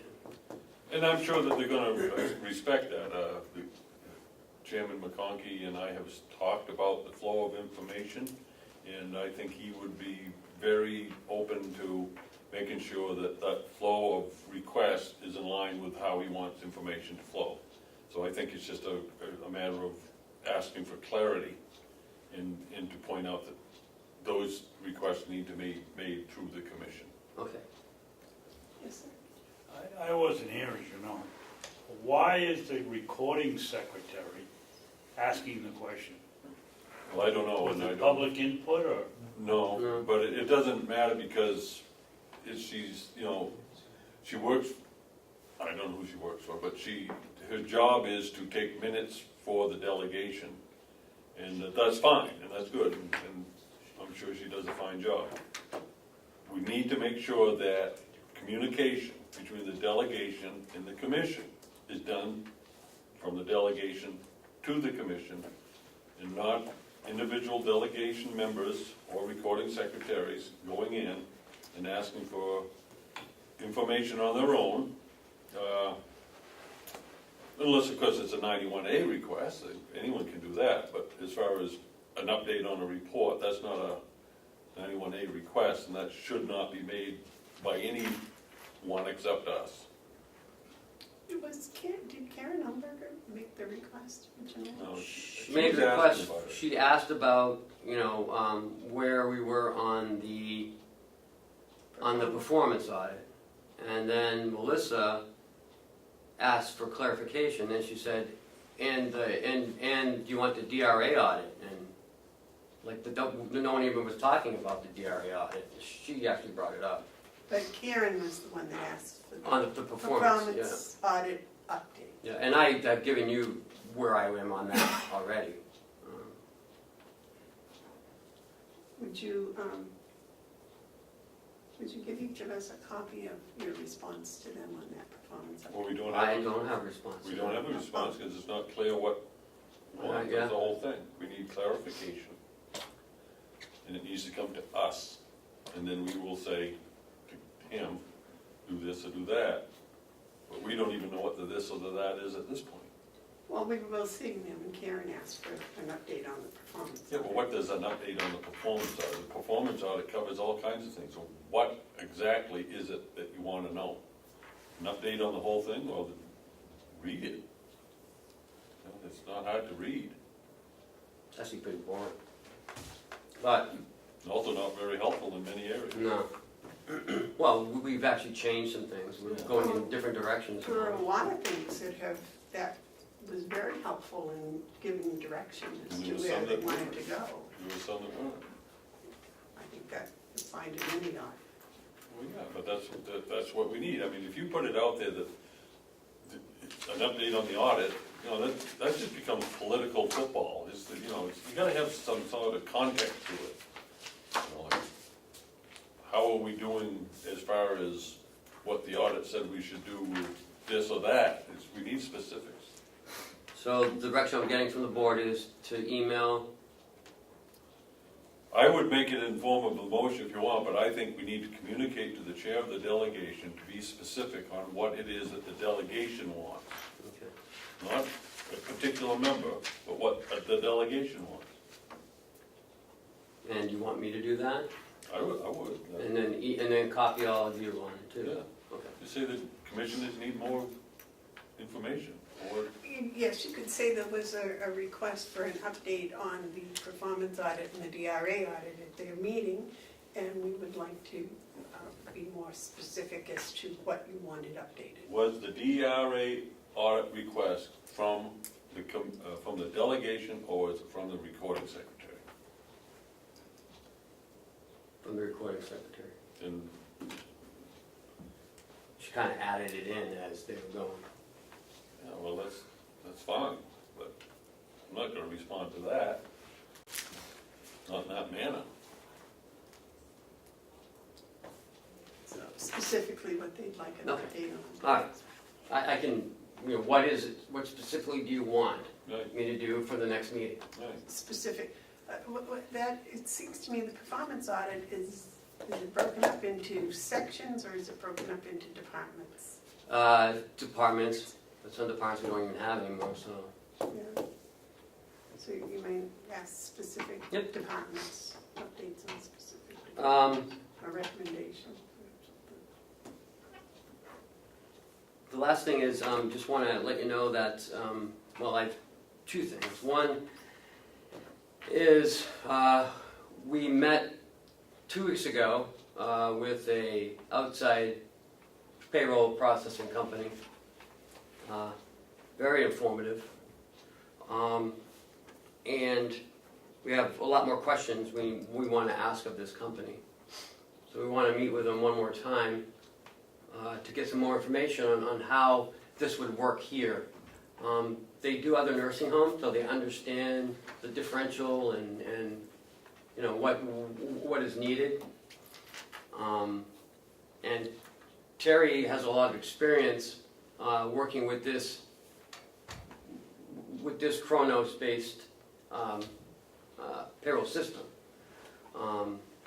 So she could be a huge asset for us if we move forward on this. So we still have to vet it out some more. Still got to get some more information. They're a local New Hampshire company that does the Northeast. Just to interrupt, I thought the commission specifically told you not to do that. No, you said that I asked if that's what you want to do. There was a lot of discussion, and then you said you were open to looking at anything, but you're not going to commit to it if at some point you don't want to commit to it. I'll have to watch that tape again. I No, go ahead. remember that.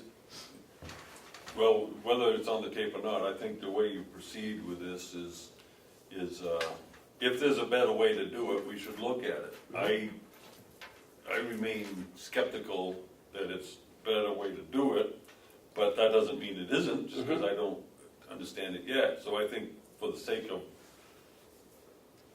going forward, we should be studying it. We should be looking at it. Now, I would caution you, though, this company that you're talking to, that we don't let them think that they're going to have to, that they'll get any business with us without going through the bid process. Oh, sure.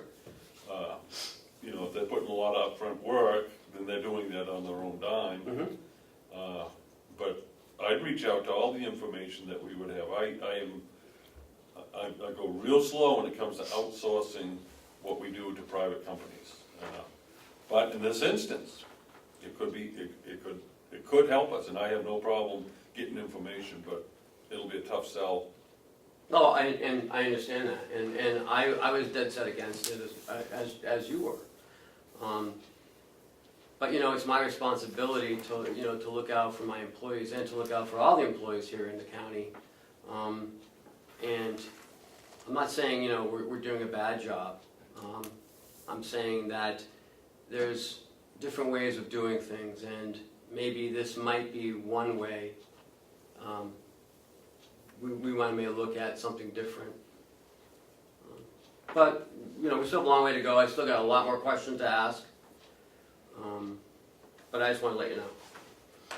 Next thing is the registry's revenue.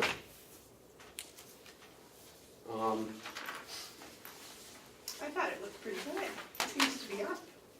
Well, it is and it isn't. I assume the dark line is the 2017. Yes. Every month is up from last year, Well, yeah, except for, I believe, but it isn't matching projections. think, yeah, February was down. Yeah, that one was. So February's not a very good month for some reason. Maybe When it's there's 'cause any money though, heating the houses. well, maybe because it's only 28 days, I don't know, 29 days.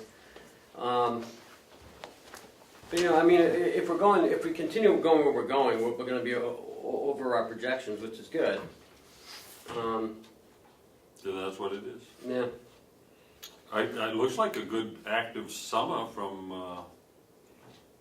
actually from well, and remember, May on. the last 3 months are huge months for us, so. Yeah. What did we budget for revenue? That's the only thing that's missing here. But I think it's more. 183,000. No, I think it's 800 and, it's close to 800,000. I don't have it with me. I've got the. Well, last year was 847,000. That's what, yeah, but that's not projections. No, that's actual. what we got, right. That's actual. What we projected is, and I don't know. I want to say it's 827, I think 830. it's slightly more than what we got last year. Mm. That's what I remember. Yeah. And we are apparently above last year. I think we're all right. Oh, yeah. I mean, it's no. 16 was the dotted line, so we've been above it. It did take a big jump in September last year, so. I mean, it's no 2007, but we're climbing our way back up. I don't think the world economy is in 2007 shape. It looks like it's heading. It's going to head back up there, though. And that's all I've got. After Commissioners, 2 weeks. Commissioners updates? No? We were going to have a letter for the Albany Selectmen. Do we have that? On the Passaconaway Road. We were going to send them a letter and copy it to all the people who we copy letters to in support of their. I think we did. Didn't I send? Yeah, I I thought we had the letter, but on the letter, it didn't have all the CCs. Oh, no, I CC'd Jeb, Bradley, Mr. Kenny. You did? The governor. I haven't seen that letter, a copy of that letter. Okay, I'll give it to D. I gave it to D and that one, and we sent out another one at the same time to the Association of Counties. Well, Those were the two letters. maybe I missed the copy of the letter. That could be on me, but I don't recall. Okay, Maybe I can get I'll another double check. copy of it. Yes, sir. Yeah, Yep. okay. Thank you. That's all I had. Okay. Oh, I do have something I wanted to tell you though on that. Yes. We had in this county, we had the distinct pleasure of having a cabinet member come here last week.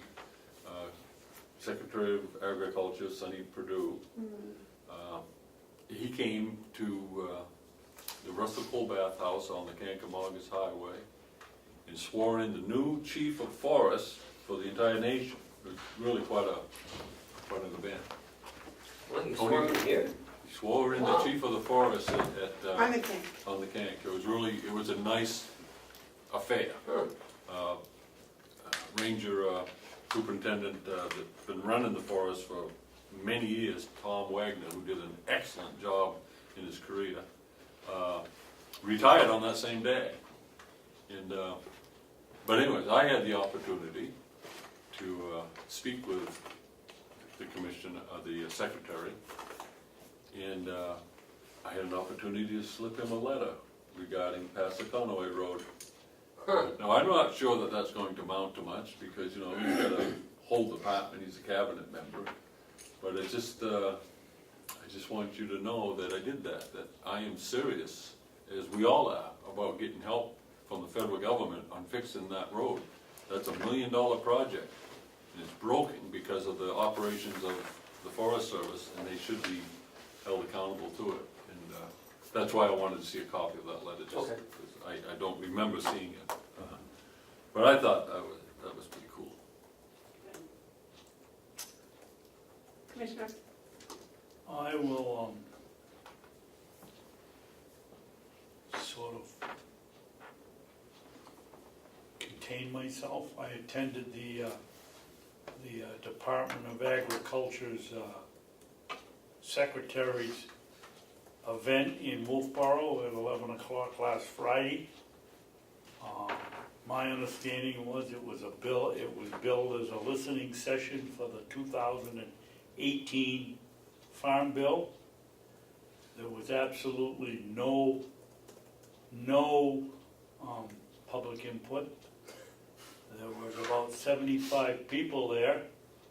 I'm gonna guess, and it's my own guess, that 65 of them were either government employees, elected officials, or people whose existence came from federal grants.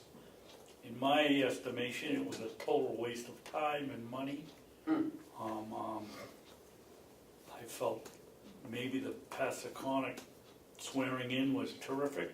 This was a nothing but a showcase for political acts as far as I'm concerned. And I'm sorry I wasted my time to go. It was all about, there were some good points, because the Department of Agriculture covers rural, what's the word I'm looking for? Rural development. There was a lot of discussion about the importance of having broadband and high speed all over the state. The board was the major speaker for the 11 or 12 that were selected to sit there. Well, one of them was Mitch from White Horse, so he spoke about the opioid crisis along with several others. And what was the third one? The opioid, infrastructure. Wolfboro's estimating to correct all of their water line problems. It's going to be a $100 million project for 100 years. Wow.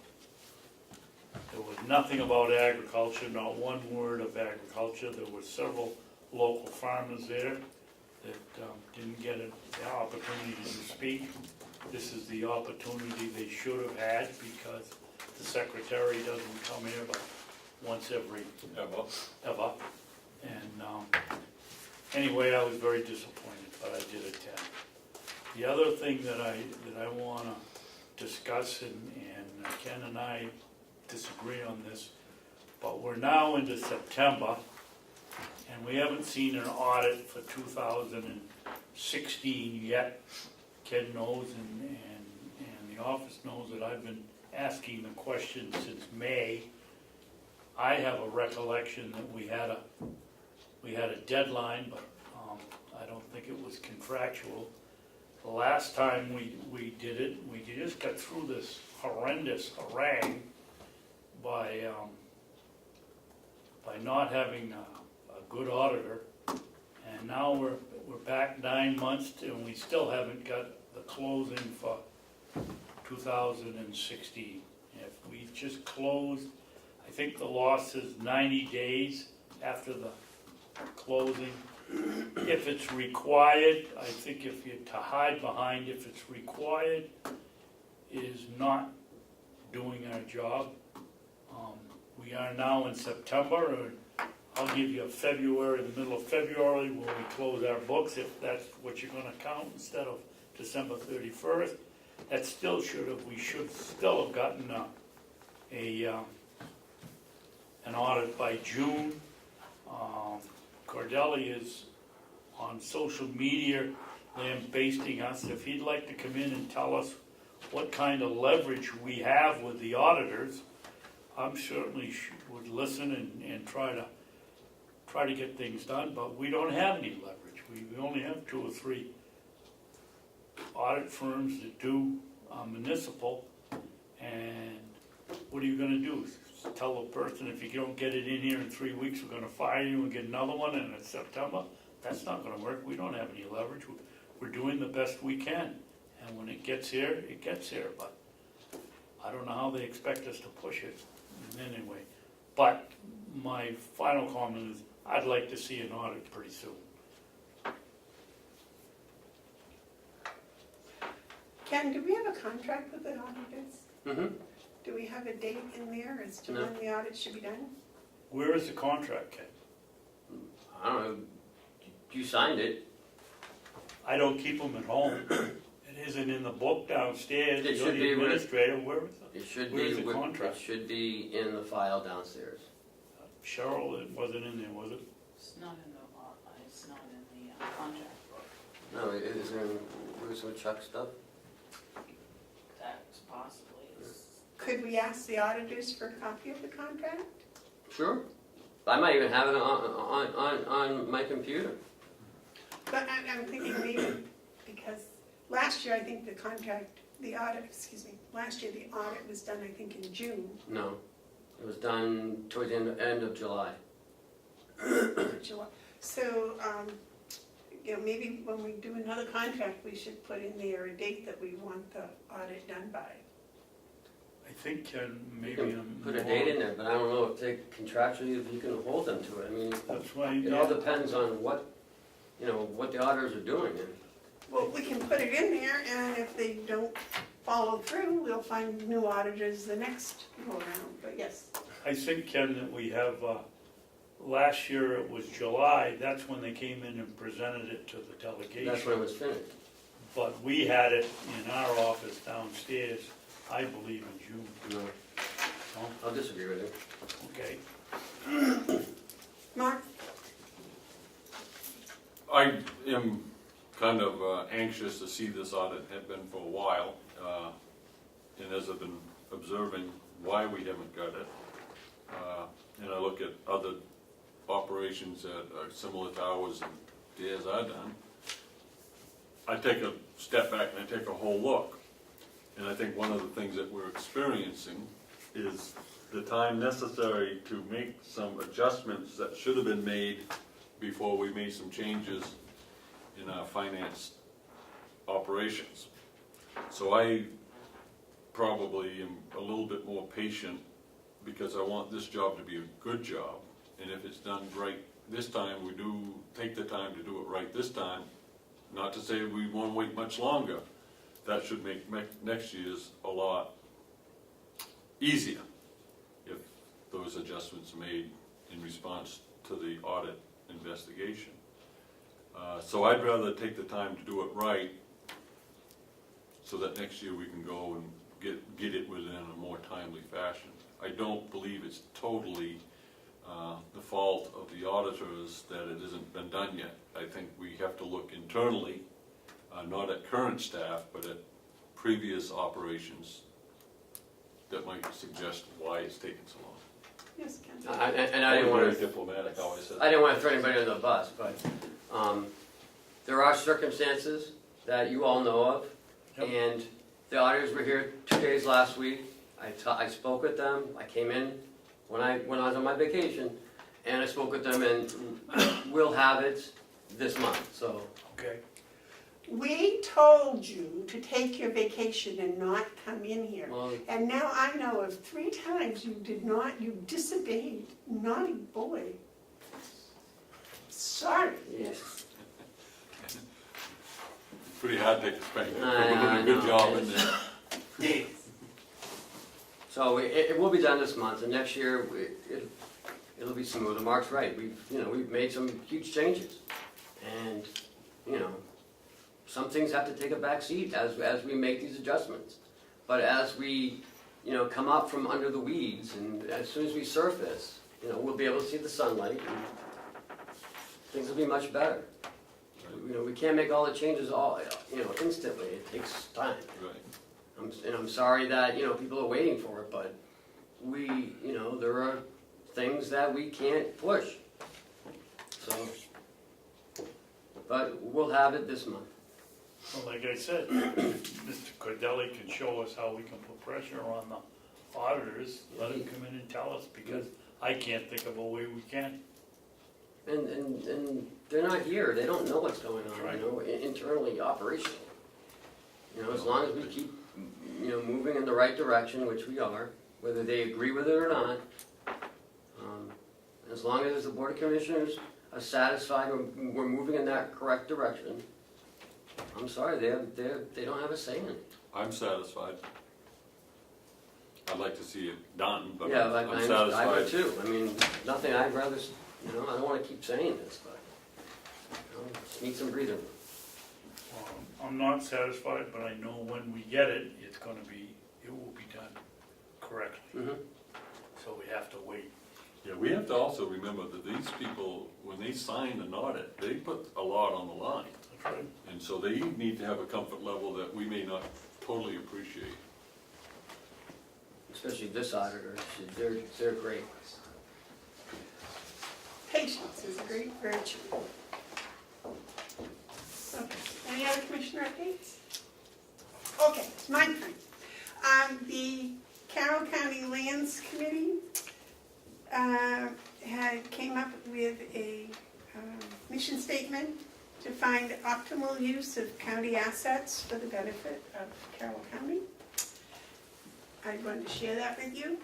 We have decided to have 3 listening sessions throughout the county. We kind of feel that the county, the people in the county, the residents of the county, the taxpayers in the county actually own this county piece of property. And what the future of this county piece of property is should be directed by the people that own it. So we've had these listening sessions. They are going to be, 2 of them are on Saturday afternoons and 1 is in an evening. We did that with the hope that everybody, young and old, would be able to find one that they could attend. And, whatever's convenient for you to attend. The first one will be here at the complex on September 16th, starting at 1 p.m. The next one is September 23rd, which is, those are both Saturdays, at the Molten Borough Library, and that one starts at 2 p.m. And the third one is September 28th in North Conway at the Gibson Center, and that one will start at 7 p.m. in the evening. When was the first one now? Here at the complex at 1 p.m. on September 16th. The one in the Gibson is what time? 7 o'clock in the evening. We tried to keep them spread out around so that On a Thursday? Is it Thursday? Thursday, September 28th is a Thursday at 7. And the reason for the listening sessions is to actually have the people come and express their thoughts. And we're going to be there to listen to what the people have to say, what they want, what their suggestions and ideas are. And I expect that maybe the committee will talk 5 minutes and the rest of the time will be for individuals to express their. Different from the fair that they had in Wolfboro. I was just gonna say, maybe we could invite the Secretary of Agriculture back for the evening and find out what really is happening in agriculture around. We send them a copy of the minutes. Anyways, so I encourage everybody, we will, it's going to have some coverage in the papers. It's going to have some coverage on the radio stations previous to this. And we're trying to get a blurb to put on Facebook for everybody to share, because that seems to go to everybody. People that don't read newspapers or listen to radio. So we encourage everyone to mark on your calendar one of those 3 dates and come and tell us what your opinion is as to what to do with the 900 plus acres of the county property. So there, I had my little blurb. That's my update. Yes, sir.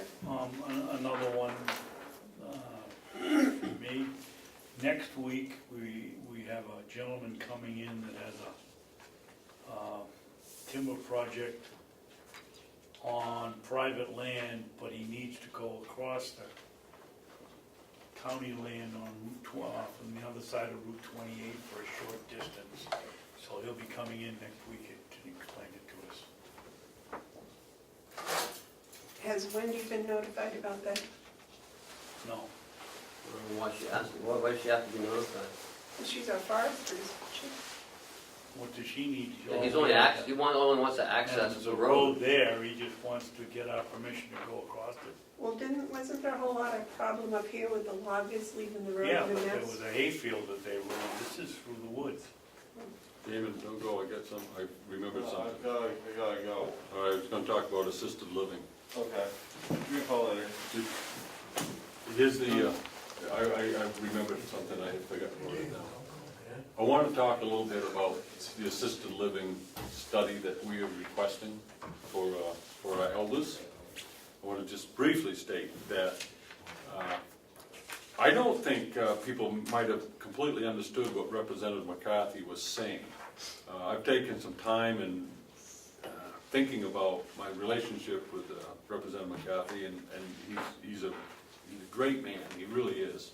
And he wants to do the best by everyone. His statement, I think, was misconstrued by a lot of people. In fact, when I first heard it, I have to admit it kind of set me back. But as I think about it, I think his position points to a real problem, and that actually underscores the need for the study more. His feeling, and the feeling of a lot of people, is it's not the role of government to participate in the taking care of elderly. That is a function of private business. And I don't disagree with that if that was possible. But, you know, the poor will always be among us. And businesses, regardless of what they're selling, if it's Mercedes or toothpaste or living facilities, they're going to do it for one reason only, and that's to turn a profit. From those profits, they do the good deeds that they may want to do. But business is in business to make a profit. And it's very clear that under the way things are now, there's no profit to be made taking care of elders who are poor.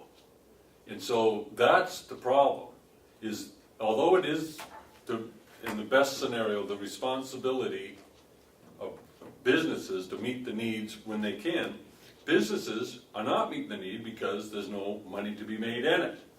That is when government steps in. That is when government invests money to do a study, to find out what's the best way to address the problem, because it's all well and good to say government, private business should do it, but private business won't do it. And they would be amiss to do it if there's no money to be made in it. So what we have to realize is that this study may disclose and reveal a lot more options to us than we might think at this time.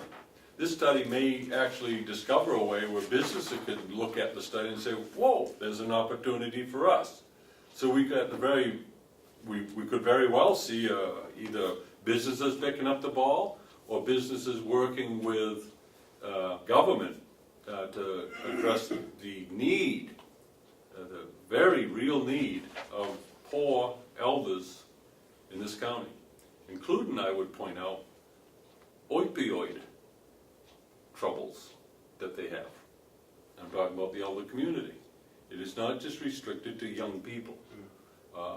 So I hope, given all that we can understand that what the delegation did was most appropriate, sending it to one of their committees to come back with a full recommendation.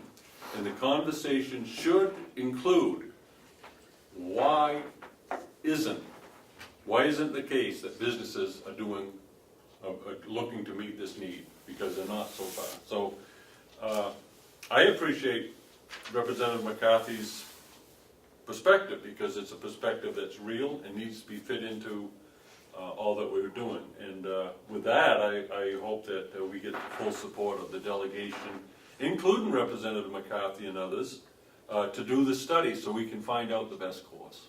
Thank you. Any other commissioner updates? All right, any public input?